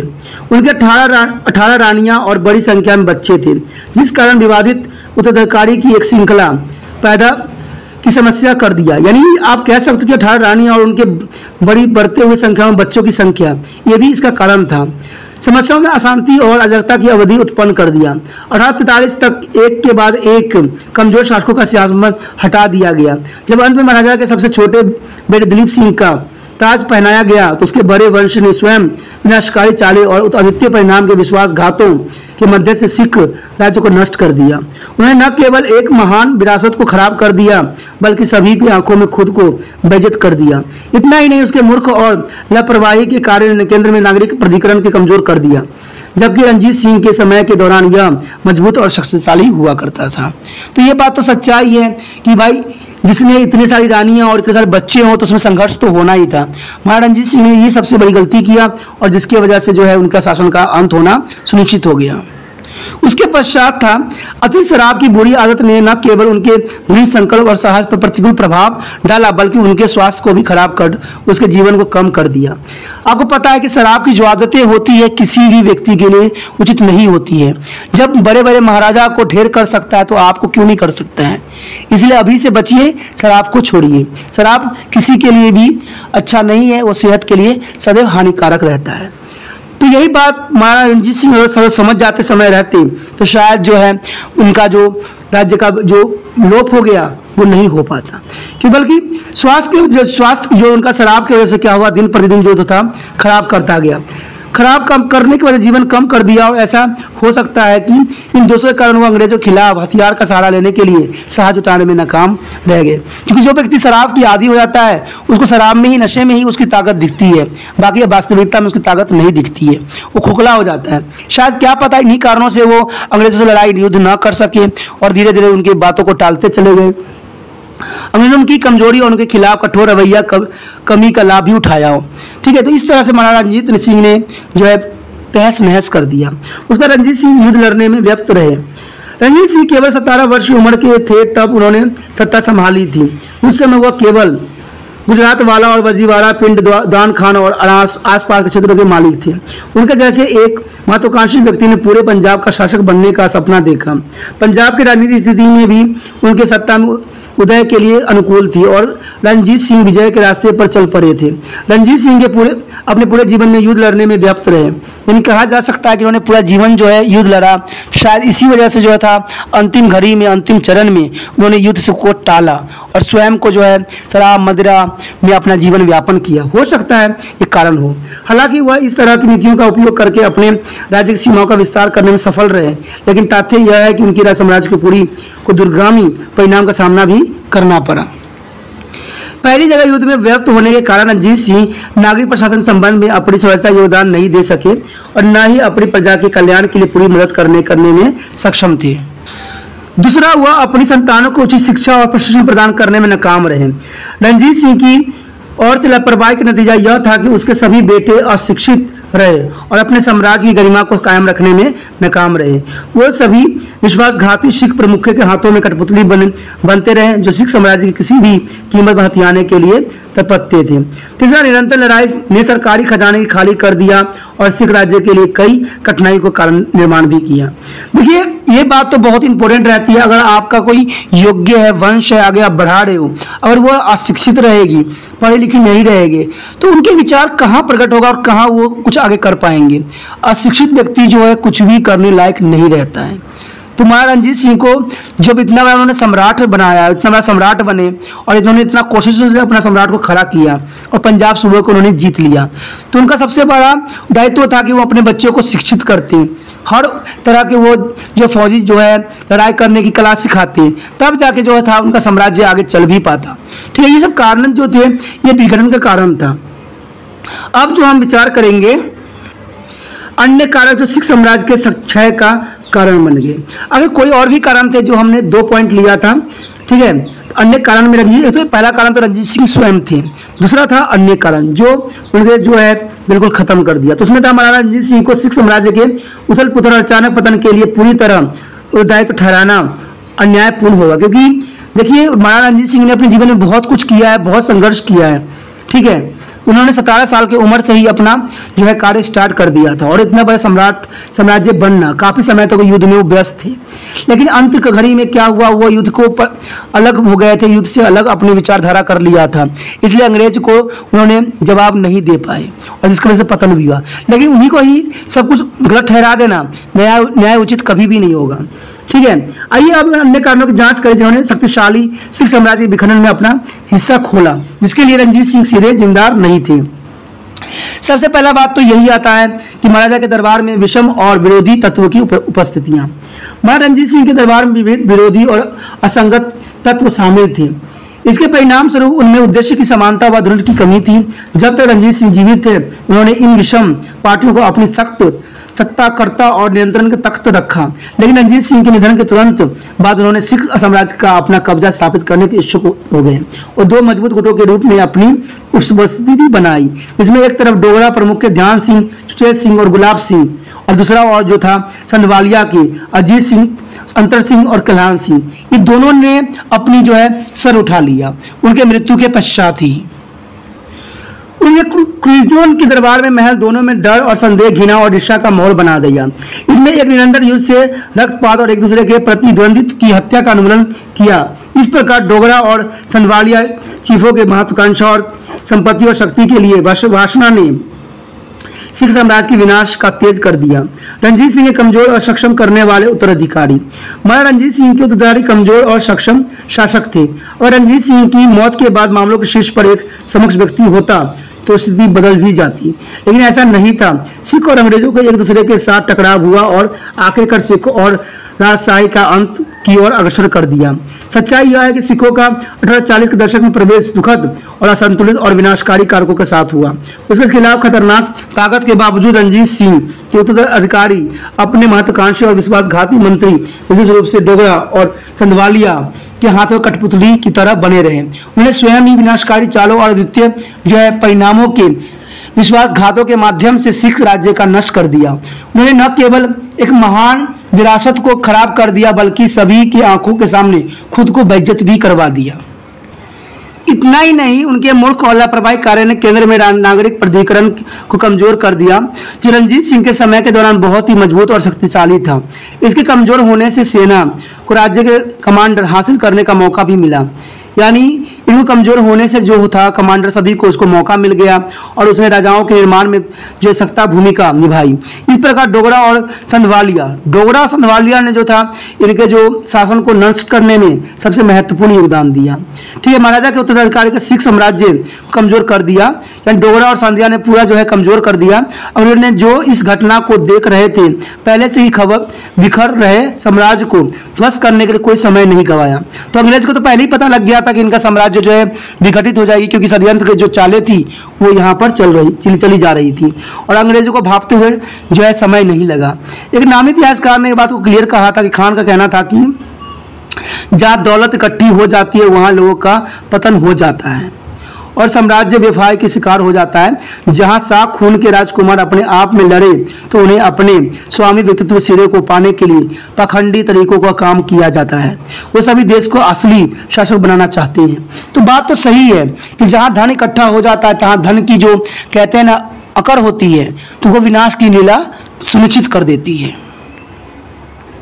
उसके पश्चात इस प्रकार अराजकता, अविश्वास और गड़बड़ी की प्रचलित स्थिति ने धनाधन खून खराबे के साथ मिलकर सिख साम्राज्य के पतन और अंग्रेजों द्वारा इसके कब्जे को बेग दे दिया। तो बेग देना इसको सुनिश्चित कर दिया। उसके बाद था शक्तिशाली और अशांत खालसा सेना।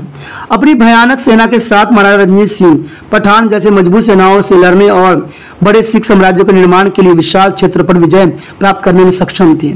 जब तक वह जिंदा था तब तक अपने शक्तिशाली सेना की अच्छी तरह से नियोजित और सख्त नियंत्रण में रखे हुए थे, लेकिन 1839 एडी में उनकी जब मृत्यु के बाद उसके कमजोर और अयोग्य उत्तराधिकारी इस भयानक बल को रोकने में असमर्थ रहे। इसके अलावा हरि सिंह नलवा और दीवान हुकुम चंद्र, मिस दीवान चंद्र, फकीर अजीउद्दीन जैसे सक्षम और देशभक्त जनरलों की मौत के बाद ऐसी कोई कमांडिंग प्रतिभा नहीं थी जो सेना को अपनी निगरानी और नियंत्रण में रख सके। सेना के जल्द ही बेचैन हो गए, अंततः शांत हो गई और प्रमुख बनाना शुरू कर दिया। यह राजनीतिक शक्ति का नियंत्रण भी चाहती थी। जब शेर सिंह कम खजाने के कारण सेना को दिए उच्च वेतन के वादे को पूरा करने में नाकाम रहा तो सैनिकों ने हिंसा और लूटपाट के कृत्यों को इल्जाम देकर अपने क्रोध को बाहर निकाला, जो कि सम्राट का पतन का जो है मुख्य कारण भी था। इस प्रकार एक नए खतरे ने क्षेत्रीय प्रमुखों और राजनीतिक सलाहकारों को धमकाया भी। केवल ताकतवर मक्कार पुरुष या तो कमजोर या धोखेबाज इस बलों को आदेश देने के लिए जीवित रहे। लाल सिंह और तेज सिंह सबसे जो है विश्वासघाती साबित हुए और अपने देश को अपने उद्देश्य की हासिल करने के लिए बेच दिया। उनके बिना पंजाब का भाग्य अलग होता। सर विलियम स्प्रिंगबर्न मानते हैं कि सिख के हार और विलुप्त होने का कारण मुख्य रूप से लाल सिंह और तेज सिंह को धोखाधड़ी था। कनिंघम ने भी बात को क्लियर कहा था कि कनिंघम में कहा था कि खालसा सेना का नेतृत्व ऐसे पुरुषों के द्वारा किया गया था जो न केवल युद्ध के दांवपेच से अनजान थे बल्कि अपने अनुयायी के प्रति अविश्वासघाती भी थे। उन्होंने आगे कहा है कि हिम्मत करने वाले जिगर और निपुषित करने के लिए अनेकों हाथ थे, लेकिन सभी के उत्तेजित करने और मार्गदर्शन के लिए हिम्मत नहीं था। उसके बाद था डोगरा प्रमुख की विश्वास नीता। महाराजा रणजीत सिंह के डोगरा प्रमुख ध्यान सिंह, सुचेत सिंह और गुलाब सिंह को दरबार में उच्चतम स्थान पर पहुंचाकर उसमें विश्वास व्यक्त किया था। ध्यान सिंह जो विशेष रूप से महाराजा के प्रिय था, ने महाराजा के वंशज के लिए एक के बाद एक परेशानी खड़ी की, जो आसानी से इस महत्वाकांक्षी डोगरा प्रमुख की सनक का शिकार बने। राजकुमारों के दुखद और असीमित मौत काफी हद तक उसके सब भ्रष्ट डालों के कारण हुए। ध्यान सिंह अपने बेटा हीरा सिंह के लिए लाहौर के सिंहासन पर कब्जा करने का सपना देख रहा था, जो महाराजा रणजीत सिंह का एक पसंदीदा था और कई सालों से उसे मामलों के शीर्ष पर लाने की कोशिश भी की जा रही थी। समय समय पर इसके द्वारा पैदा की गई बाधाओं ने पंजाब सरकार की जो स्वास्थ्य प्रणाली की बाधित कर दिया। संदेह में एक नवी इतिहासकार ने यह बात बिल्कुल बोला था कि सपना यह था कि हीरा सिंह उसके परिवार का वारिस या उनकी उभरती पीढ़ियों में से सबसे होनहार अंत में महाराजा रणजीत सिंह के सिंहासन उत्तराधिकारी बने। इसके महाराजा के परिवार के सभी पुरुष सदस्य और सभी वजीर, सलाहकार और सरदार दूर करने थे जो डोगरा ग्रुप में शामिल नहीं होंगे। उसके पश्चात खड़क सिंह और ननिहाल सिंह की असीमित मौत। खड़क सिंह की मृत्यु 5 नवंबर 1840 को 28 वर्ष की आयु में बहरहाल महीने में कम समय के शासन के बाद हुआ था। उनकी मृत्यु के बाद खड़क सिंह और चंद कौर के पुत्र ननिहाल सिंह को 18 साल की उम्र में पंजाब का शासक घोषित भी किया गया था। उसमें महत्वाकांक्षा और युद्ध प्रिय भावना थी, एक उत्सुक वृद्धि और एक संपुष्ट जो है अंतर्दृष्टि थी। एक उत्तम राजा होने के सभी गुण परिपूर्ण थे। कनिंघम के मुताबिक वह रणजीत सिंह का सबसे योग्य उत्तराधिकारी था, परंतु जब ननिहाल सिंह अपने पिता का अंतिम संस्कार करने के बाद महल लौट रहा था तो अचानक एक प्रवेश द्वार धराशायी हो गया। तो प्रवेश द्वार धराशायी हो जाने की वजह से, गिर जाने की वजह से वो गंभीर रूप से घायल भी हो गया था और उसकी चोट घातक साबित हुआ। ठीक है, लेकिन जो है प्रवेश द्वार धराशायी होने का उसमें चाल था कि क्या था, ये तो अपने अपने इतिहास का अपने अपनी विचारधारा है, लेकिन जो उसको चोट लगा वो बहुत ही घातक सिद्ध हुआ। 20 वर्ष की उम्र में ननिहाल सिंह की असीमित मौत ने सिख को एक भयंकर झटका सा लगा। पंजाब में प्रशासन की एक मजबूत प्रणाली स्थापित करने का उनका सपना धराशायी कर दिया। सिख साम्राज्य की नीति की रक्षा के लिए वो जैसे ही न रहा, अन्य उत्तराधिकारी के बीच डोगरा चीफों और अंग्रेजों में समर्थन पाकर उत्तराधिकारी की लड़ाई शुरू हो गई। उसके पश्चात लाहौर दरबार में षड्यंत्र, हिंसा, कई कृत्यों और गहरे षड्यंत्र के परिणाम स्वरूप महाराजा के शासन के सही दावेदार को खत्म कर दिया गया। शुरुआत से ही डोगरा प्रमुख रणजीत सिंह के अनुमान में खड़क सिंह को नीचा दिखाने की कोशिश कर रहे थे। महाराजा रणजीत सिंह ने खड़क सिंह को उनके उत्तराधिकारी के रूप में नामित किया था, जबकि ध्यान सिंह को प्रधानमंत्री नियुक्त भी किया गया था। जब ध्यान सिंह ने पाया कि खड़क सिंह का अपने पसंदीदा नेता चेत सिंह बजाव के प्रति बहुत अधिक झुकाव था, तो उसके बचपन के शिक्षक होते नाते उन्होंने चेत सिंह को खत्म करने के लिए खड़क सिंह के बेटे ननिहाल सिंह के साथ षड्यंत्र भी रचा गया था। इसके तुरंत बाद ध्यान सिंह, सुचेत सिंह और गुलाब सिंह द्वारा 8 अक्टूबर 1939 में महाराजा के निजी क्वार्टर में तेज सिंह की हत्या कर दी गई। माना जाता है कि ननिहाल सिंह इस षड्यंत्र के साथ एक मत था। इतिहासकार ने अपनी बात कही है कि चेत सिंह की हत्या और खड़क सिंह की जबरन सेनावृत्तियां हिंसक कृत्य की एक श्रृंखला साबित हुई, जो आखिरकार सिख साम्राज्य के विघटन का सबसे बड़ा कारण भी बना। खड़क सिंह की मौत के बारे में साहसी चिकित्सालय के संदेह किया कि खड़क सिंह की धीमी गति के जहर दिया गया था।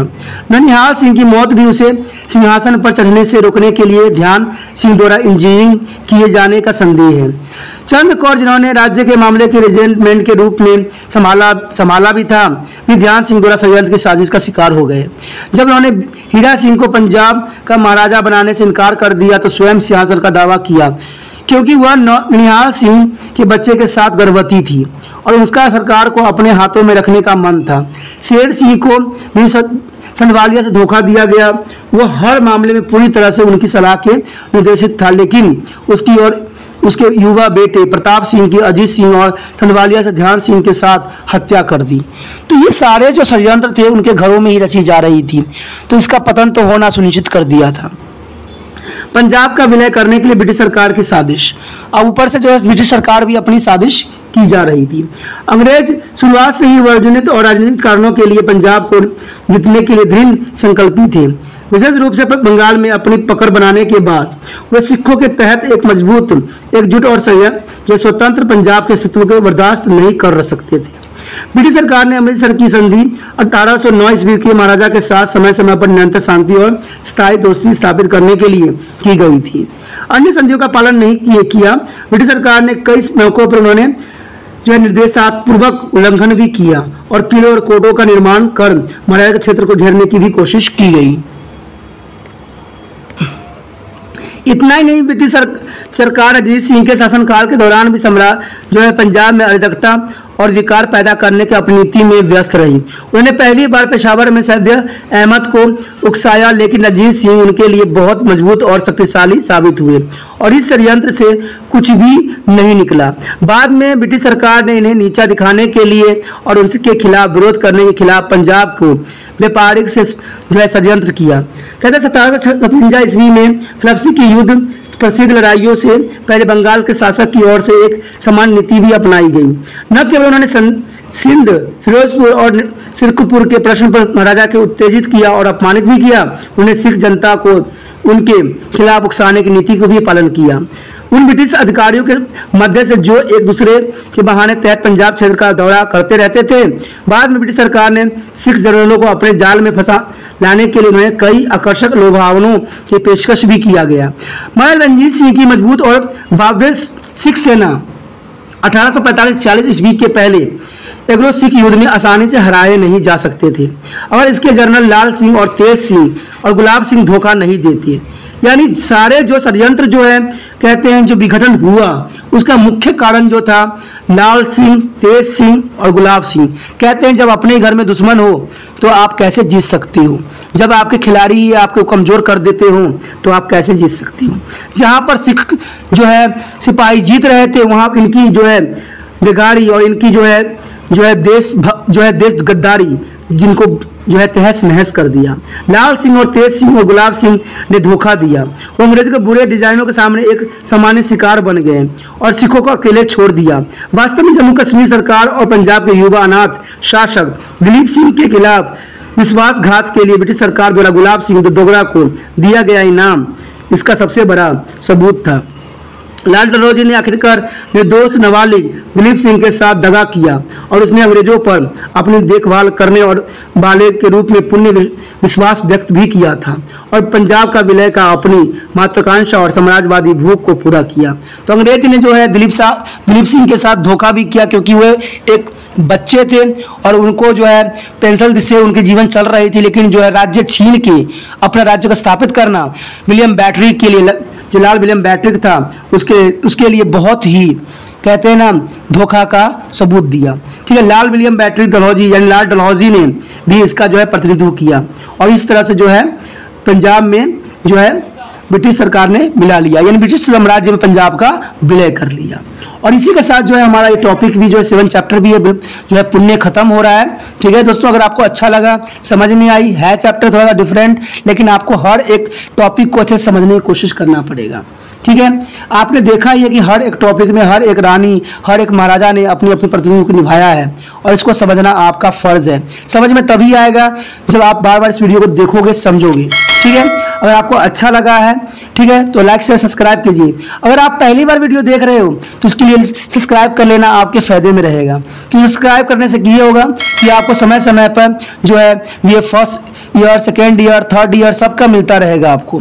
क्योंकि ये 6 सेमेस्टर तक बनाई जा चुकी है और ये आपको लाभांतरित करेगी। साथ में अगर आपके घर में कोई छोटे बच्चे भी हैं, जैसे कि 8th class, 9th class, 10th class, 11th class, 12th class, तो उनके लिए भी यहाँ पर जो है सुविधाएं उपलब्ध है। तो अभी सोचिए मत, सब्सक्राइब कीजिए, आगे बढ़िए। ठीक है दोस्तों, आपने जो त्रिपाण स्टडी सेंटर के साथ समय व्यतीत किया इसके लिए धन्यवाद। अगर आपको भी धन्यवाद करना है तो लाइक, शेयर, सब्सक्राइब जरूर कीजिए और अपने व्हाट्सएप ग्रुप पे भी लगाइए, जिससे कि 2 बच्चे आपके आसपास पढ़ते होंगे उनको भी इस चैनल के बारे में पता लगे और वो भी इसको इससे लाभांतरित हो। सोचिए मत, भलाई करने के लिए सोचने की आवश्यकता नहीं होता है। अगर आप व्हाट्सएप स्टेटस पे लगाइएगा तो इससे ये होगा कि आपके व्हाट्सएप स्टेटस पे वो लोग देखेंगे, ठीक है, और इसके चैनल के बारे में ज्ञान प्राप्त होगा और शायद उसका लाभ भी उठा सकते हैं। तो सोचिए मत, अगर देख रहे हो आप मेरा चैनल तो जरूर मेरी बातों पे अमल कीजिए, 1-2 बार प्रैक्टिस जरूर कीजिए, जरूर लगाइए अपने व्हाट्सएप स्टेटस पे। ओके दोस्तों, अपना ध्यान रखना, बाय।